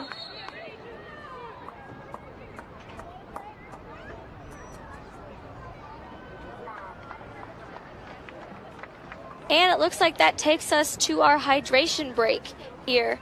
And like Alex was saying earlier, we have a special guest in the booth with us here today to talk a little bit about the U.S. team and his role in making the CISM tournament a success. So we have Lieutenant Colonel Kirschman, Kirsch as we call him, here in the booth to talk to us a little bit. Yeah, Shelby, this is very exciting for us. As you see, we're up here. Nice job by Mr. Allen over there on the camera getting us. Sorry, I got to put my paper down so they get your face on there. But Alex Gould, U.S. Air Force Staff Sergeant Shelby Pruitt-Johnson, and Lieutenant Colonel Kirschman. He's a hero who not only serves his country proudly over at Fairchild Air Force Base, but he's the hero of this tournament. I mean, he is. You really are. And so all of this is because of so many people. I know you're going to be humble, but you're a big reason why there are so many fans taking in each match. It's so good to have you up here. Yeah, thanks. Glad to be here. So talk to us about what all goes into this. How much planning does it take? When did you know that you were going to be hosting over here? And give us the whole shebang. Yep, so back in August, September, we heard another base might not be able to host this event. And then talked to Steve Denote and talked to the Air Force or the U.S. Armed Forces head coach. And they were looking for a base, and I said, what about bringing it up here to Fairchild? My wing commander was on board. He said, hey, if we have an opportunity to host it, let's do it. So our FSS Force Support Squadron commander, Ryan Whitaker, put in for it, and Steve Denote ended up selecting us. That must have been good. That must have been fun. Yeah, big celebration for us. We're happy to host the largest CISM women's soccer event in the tournament history. To get all 10 teams here was a huge success. And so how does it feel? Like, tell us, not a lot of people get to do all of this logistics just to see something unfold so perfectly. How does that feel for you? Yeah, I absolutely love rewarding the women and getting what they deserve and having a very good quality stadium here and then having the competition here, but treating them like professional athletes, which I feel like they deserve, and this has been a long time coming for them. Absolutely. And I know you were a player at the Air Force Academy. What position did you play? Yeah, I played the right back for the Air Force Academy, and then went on to play for the All Air Force men's national soccer team and the Armed Forces men's national soccer team. And all those teams I played right back. Do you think the back line and defenders get enough credit? Yeah, it depends. If you get the shutout, then goalkeepers usually get the clean sheets, but it's a success for everybody. It's a team clean sheet, right? Oh, yeah, absolutely. But I know your wife and kids have been taking this in as well. What has the experience been like for them? Yeah, so my son's at half field right now. He's a ball boy sitting in the shade. And then my wife's sitting over in a tent with my daughter. But they've absolutely loved seeing the different countries come here, listening to different languages, learning about different cultures, and all about friendship through sport. So have you had a chance to really, I mean, you're the U.S. liaison, correct? So have you had a chance to talk to the U.S. team and bond with them a little bit? Yeah, so I was involved with the 3 weeks leading up to this, part of their tryouts in their soccer camp. So I was one of the assistant coaches. So I was helping the Coach Wayne make decisions as far as who was going to get cut, who was going to make the team, and then setting the formation. Well, that's got to be a hard decision, though, talking about who's going to get cut. So we talked to Coach Wayne, and he said this team has almost been the best team that they've had. Do you agree? Yeah, absolutely. The quality that we had during tryouts was phenomenal. They were able to bring in really good quality players. Like you guys mentioned before, most of these players have played at the collegiate level or semi-professionally or even some professionally. That's awesome. You can tell here, and having them here this close to the bronze medal match. When you're a liaison, but you're also running the tournament and all that jazz, do you have to remove yourself a little bit from rooting for the United States? I know you want them to win. Everyone knows that. But do you have to remove yourself at all when you're talking about the subs and doing everything before the match? Yeah, so it's very similar to when I'm Team USA's head coach and I have Army, Navy, Marines, Coast Guard players who play for me. I tell them, once you're my player, you'll always be my player. I'll always be in your corner, and I'll always be cheering for you. Of course, when you face us, I want us to come out on top, but I still want you to have a good game. And that's how I feel about Team Ireland today. I really enjoy hanging out with Ireland, and I wish them the best of luck. I hope they have a good game, but yes, in the end, of course, I want my United States to win. What do you think about this match so far? I mean, Katie Gernsbacher, it seems like every time she comes, she makes such a difference. Yeah, immediate impact off the bench. We just have to be careful with her because she's sitting on a yellow. So just a little concerned, making sure that she gets out of this game without receiving that second yellow and has to sit out the bronze medal match. Comer going to throw it in here for the United States. We're in the 72nd minute. 3-0 U.S. thanks to 2 second-half goals. Haley Robertson scored in the 19th minute in the first half, and then added one in as well in the 63rd minute. That was 2 minutes after Gernsbacher's blistering strike just outside the penalty area. See Kaylee Utley there. There's Gernsbacher, headband and all. How often when you were playing in the back line were you man-marking on someone? Because it feels like all tournament long there's been someone who has been step for step. I know you saw that especially in the Cameroon match, but it's been step for step with Haley Robertson. When I was in college, usually we'd do a lot of scouting, and we'd figure out who their best player was, and my job was to shut down their best striker. So I went against people like Pat Noonan, who played for Indiana Hoosiers and went on to play for the MLS team and now coaches the U.S. men's national team. But players like him, I would have to do a lot of research, see what foot he liked to go to, what his tendencies were, and then my job was to shut him down. Not a great decision there by Shannon Thomas. Intercepted by Robertson. We're just talking about her. Plays it to Gernsbacher. Rydell, who had that terrific assist. Kaylee Utley seeing how hard she can kick the ball and the impact she's made in this tournament. Did you ever wish that you were playing on the attack, that you were a forward or a midfielder? Did you enjoy your role and embrace it? Yeah, so what's amazing about being a right back is I could get up and down the wing. So I was able to get involved in the offense and get a lot of assists. So one that comes to mind is 2011. Got the game-winning assist in the championship national title playing against the Navy, playing for Coach Wayand. But I love getting those assists and those crosses in as a right back. That is Shannon Thomas. Speaking of backs. She's down inside the penalty area, making sure that she's okay. Head referee Miska Overtoom is waiting, make sure she's all right. Looks like she is. I want to tell a quick story about the person that you are. And I know you don't like this. You don't like people talking about you. You want to talk about other people. And I think that's the person that you are and always will be. But celebrated a birthday the other day. I know Shelby did an amazing job. Steve Denote got me a cake. There was a great shout out here by our crew who's been working so hard and made me feel a part of the family. Only after a week of knowing everybody here. And we got done. It was a long day, about 12 plus hours. I get to the Fairchild Inn, I'm getting ready for bed, and all of a sudden, I get a call from you saying, hey, are you hungry? I said, well, I guess I could eat. And you said, all right, well, get up, we're going out.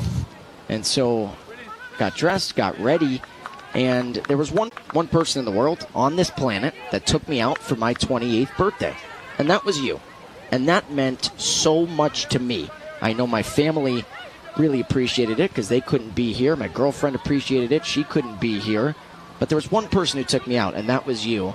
And it was just amazing to get to know your story and get to know everything about this. As Robertson was looking for a hat trick and a great save by Dunn there. Lauren Dunn still working so hard inside the 6 to keep it at a 3-0 disadvantage.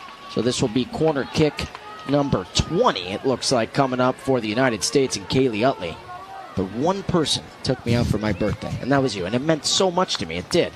And got to hear your story about you and your wife and your kids and your dreams and aspirations. And so you're not only a hero at the Fairchild Air Force Base and what you do to serve this country, but you're just a hero to so many. You are. So thank you. You're welcome. So I can't thank you guys enough. We could put on an outstanding event here, but if we don't have people to show it or broadcast it or talk about it to the world, then it just stays here, and the memories stop here just in people's minds. But what you guys are doing is sharing this across continents, and your ability to broadcast the game and talk about the players, it takes it to the next level, which we've never been able to do it like this before. So we can't thank enough the 2nd and 3rd Audiovisual Squadrons, and then you guys just coming in and rocking this. But you guys are the voice for us, so we really appreciate it. And Steve Denote, too, because he believed in this. He's the one who said, hey, I want to get the 2nd and 3rd together.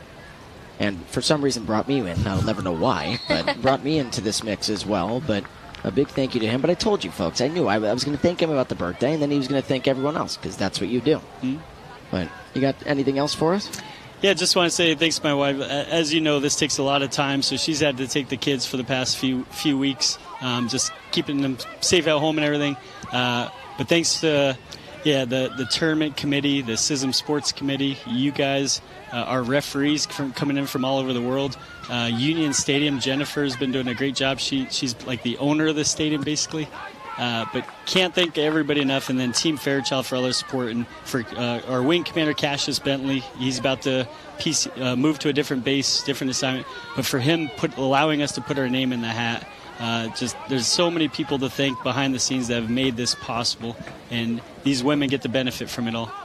And Utley could benefit from that through ball. Utley looking for the 4th for the United States, and you are good luck, my friend. Kaylee Utley with her 4th tally of the tournament. Checked in after the half, and you can see right there in the 78th minute puts the United States up 4-0. You want to break this down, Kirsch? Great through ball. Her first touch was great towards goal, so the right pace on the ball, and then the keeper comes out and just hits it with the inside of the foot. It's brilliant. Textbook, baby.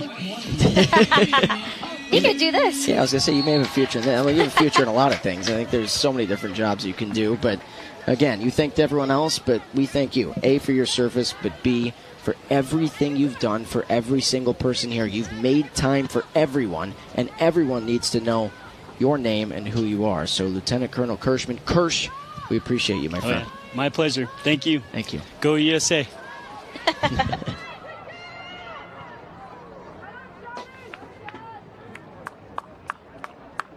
So Lieutenant Colonel Kirschman got to witness a United States goal on the broadcast for everything that man has done. Again, just a hero in his own right for what he does to serve the U.S. military. But Shelby, he makes you feel like you've known him your whole life. He's the type of person where you meet him one time and you feel like you've met before. It's really a testament to his character, right? When you're a lieutenant colonel, sometimes being personable is kind of not really a second thought, but really hard for you to do because you are so focused on a lot of other things. But Kirsch, although he is focused on those things, he really has an importance on being personable, having that character, and getting to know each and every person here for the person that they are. And he is the type of person, too, who after the match is going to talk to us and say, too much about me. He is. That's the type of guy he is. But not only a great Division I athlete, serving his country and serving everyone proud here in Spokane. What a beautiful tournament it's been for all 10 nations. It's Kaylee Utley who just scored. Robertson looking for the hat trick, and a left foot save and a beauty there by Dunn. Boy, Robertson's been close a couple of times to that hat trick. It would have been her second hat trick of the tournament. And Lauren Dunn had other plans.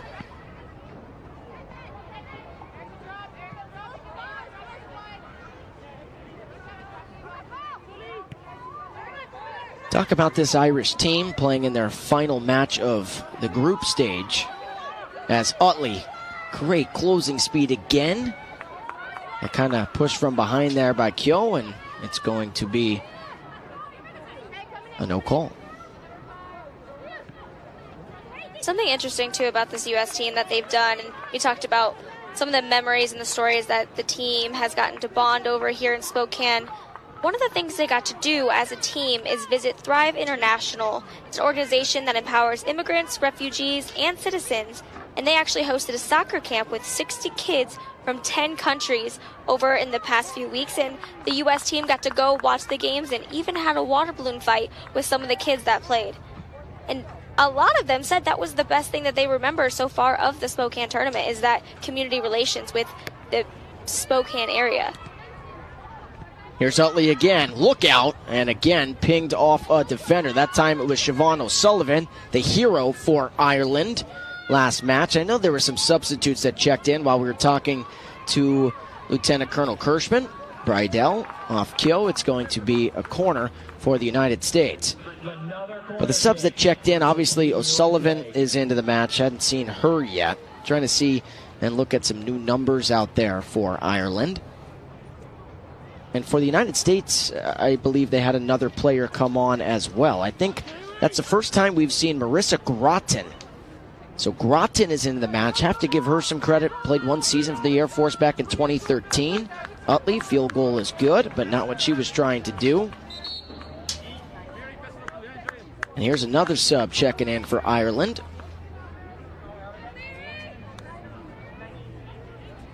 So 19 is going to be off the pitch for Ireland coming up soon. So Rachel Madden will be off. And 17 is checking in. So Mary Gallagher, one of the first times we've seen Mary Gallagher, she'll check in to the match for Rachel Madden. And then Haley Robertson, she should get a big ovation. What a tournament she's had. She has another brace today, Shelby. She now has 6 goals in the tournament, and she gets the rest of this 8+ minutes off. And props to Derek Wayan there, the coaching staff for the U.S. team, bringing Robertson off, even though she is the moneymaker there in the front, but letting the other players get a chance to get a foot on the ball and have some experience here at Union Stadium against Ireland. Angela Karamanos checking in for Robertson. Played for the Air Force Academy from 2014 to 2017. We've seen Karamanos start a couple of matches in this tournament. Makes a big difference in the middle of the pitch. That's going to be a foul there on Walsh, who didn't quite agree with the call. But for the United States, again, they trailed Cameroon in the goal differential. There's still a story here, Shelby. The United States, of course, is going to lock themselves into at least the bronze medal match. Really big deal for Team USA. But also, too, if they can get a couple more goals into the back of the net here, still a big deal. They can win by about 6 or more. They'll be at least tied with Cameroon in the goal differential, to where if Belgium can shock and stun Cameroon, It would be Belgium's first win ever in this CISM football tournament, not just this year, first win ever, and beat Cameroon. There's a chance still at play for the gold medal match against France or South Korea.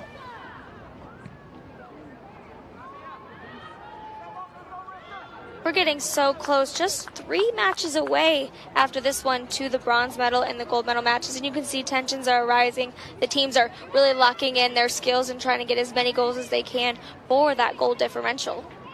Yeah, so Belgium versus Cameroon, that match is next at 7 p.m. Pacific time, and then the final day of Group B tomorrow, 3:30 p.m.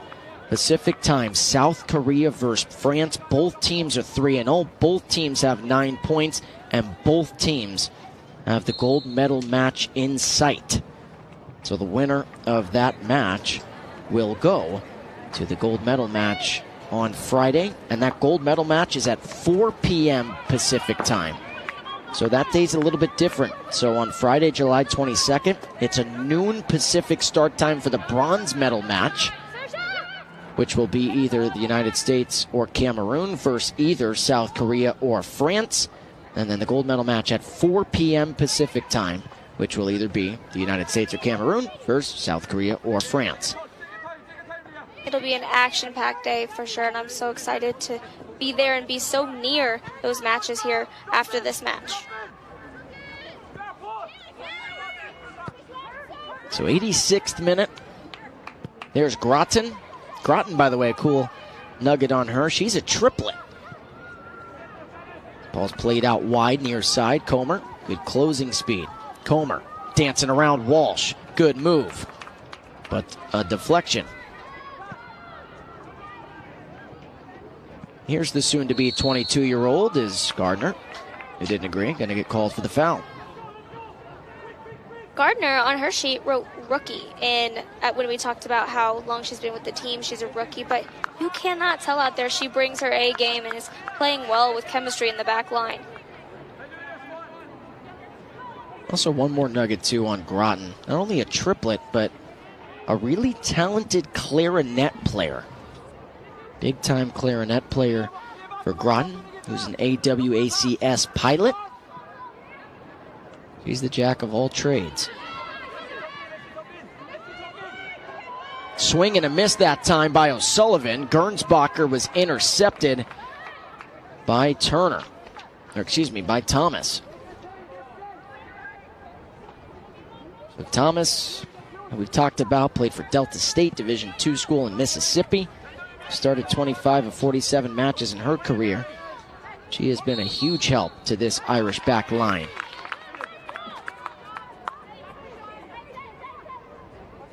This might be a chance here for the Irish offensive to get some touches in, a sequence play to get it towards the goal.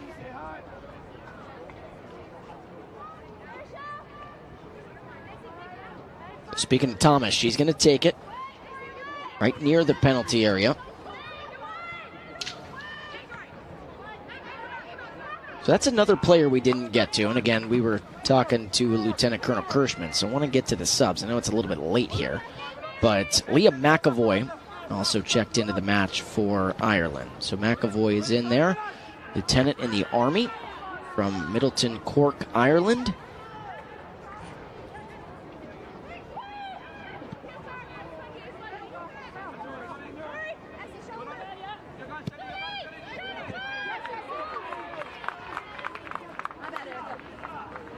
But as it stands now, if this score were to hold, the United States would have a goal differential of plus 14, but Cameroon, I believe, was at plus 16.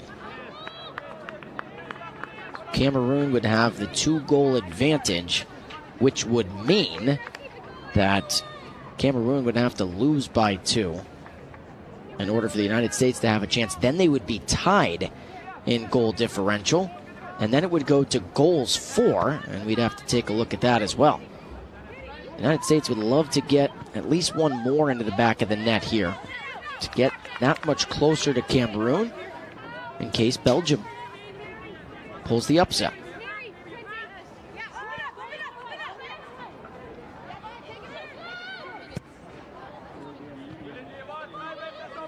There's Karamanos. Comer. Comer. Tried to find Karamanos.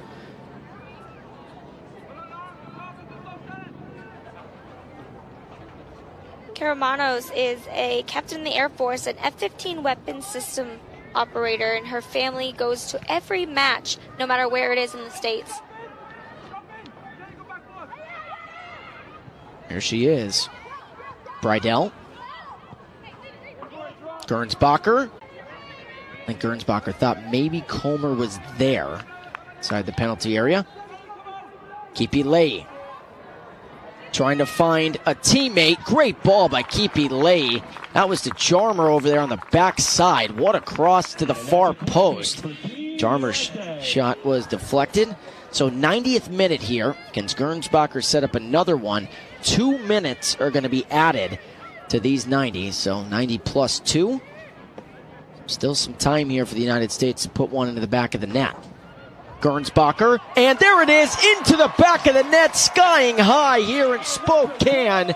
What a ball by Gernsbacher, and you were just talking about Karamanos. The two attacking mids make the difference there. What a connection. It is 5-0 United States. So Karamanos, that is her first goal of the tournament. She had 14 career tallies in her time at the Air Force. You see the ball there, Shelby, and what a job. Skying high to get it with the head by Karamanos. And Dunn being in disbelief, it is not easy to be in a crowded goal box like that and to get ahead on the ball. Karamanos did a great job there, a brave job, kicking it or getting it with her head to get it a goal to make it 5-0 U.S. versus Ireland.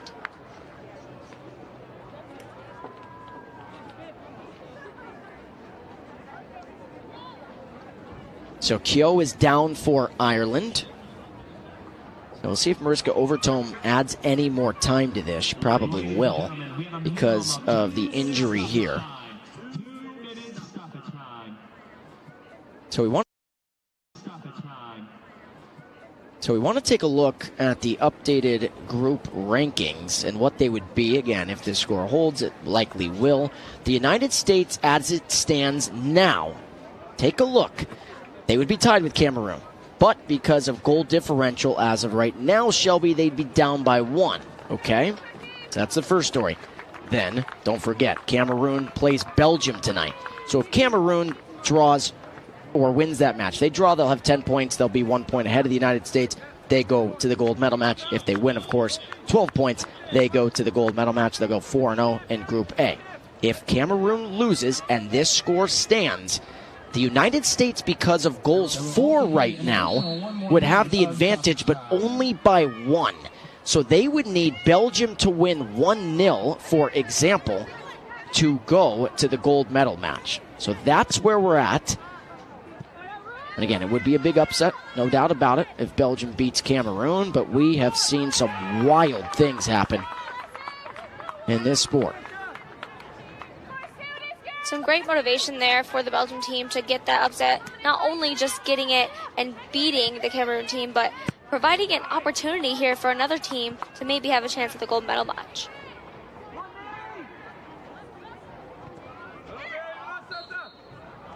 That's going to be a handball on O'Reilly. And so we were being told that Mariska Overtoom added about 1 more minute roughly. That's why we always say 90 plus 2, but it's not indefinite. And this is Comer. Can the United States get their goal differential to be the same as Cameroon? Could make a big difference. Keepi Lei going backwards, though. So we'll see Mariska Overtoom how much more time she wants to give here. She said to Alexandra Kola, that the 4th official, that she'd add about 1 more minute left. Unless the United States gets it on their attacking third, she will blow the whistle pretty soon. And that is it. So the United States end Group A with a dominant victory over Ireland. They win 5-0. Haley Robertson with a brace. The United States added 3 more And now all they can do, Shelby, is wait and watch what happens in this match tonight between Cameroon and Belgium. But a great effort there from Team USA. And you see the Irish team, they're not down. They're excited. They're here with respect and sportsmanship, shaking hands with all the team members. But what a game there. The U.S. won, so they will be going against the bronze against either South Korea or France here in the next couple of days. And at least the bronze, right? So again, they have that backdoor chance to potentially get to the gold medal match. But yes, the United States has at least locked themselves in to the bronze medal match at noon Pacific time on Friday against either South Korea or France. But the United States hoping that maybe, just maybe, this was enough if Belgium pulls off a stunner tonight against Cameroon. Boy, for Ireland, I'll tell you what, they played really great defense in the first half, kind of got away from them in the second half, but I know this has been such a great experience for them, and it's not done yet. They are either going to play in the 7th place match or the 9th place match, depending on how things shake out. And actually, I think, in fact, unless Belgium wins tonight, Ireland will be in that 7th place match, playing against the team that got 4th in Group B. So that'll either be the Netherlands or Canada, and that's who Ireland's going to see. Because the 7th place match, 9th place match, and 5th place matches will all take place on the fields behind Union Stadium here. I don't know if we get a shot of that, but there's 3 pitches set up over there for the 9th, 7th, and 5th place matches. Those, though, will not be streamed. So this will be the last time to our Irish fans watching that we say thank you so much for all the support from all of us on social media. We heard you, we saw you, and this Irish team played really well, got their first ever win against Belgium. Absolutely. Thank you everybody for watching in Ireland, around Europe, to support these Irish girls here. And we have had a great time bonding and talking to the liaison from the Ireland team and talking to the teams and the coaches and really seeing them improve and grow in the tournament here. So you see the highlights here. The United States, Haley Robertson got that brace yet again. Now 6 tallies for her on the tournament. Puts her 2 ahead of Sarah Paulison from France. But of course, we're going to see Paulison again tomorrow. So she has the chance to tie Robertson going into those playoff matches. But another great match here, Shelby, as we get set for Cameroon and Belgium. Cameroon trying to become the first African nation to ever reach the gold medal match. Belgium trying to play the spoiler. So we will see you guys at 7 p.m. Pacific time. A great win, the 3rd win of the tournament for the United States. They're at least in the bronze medal match. They win 5-0.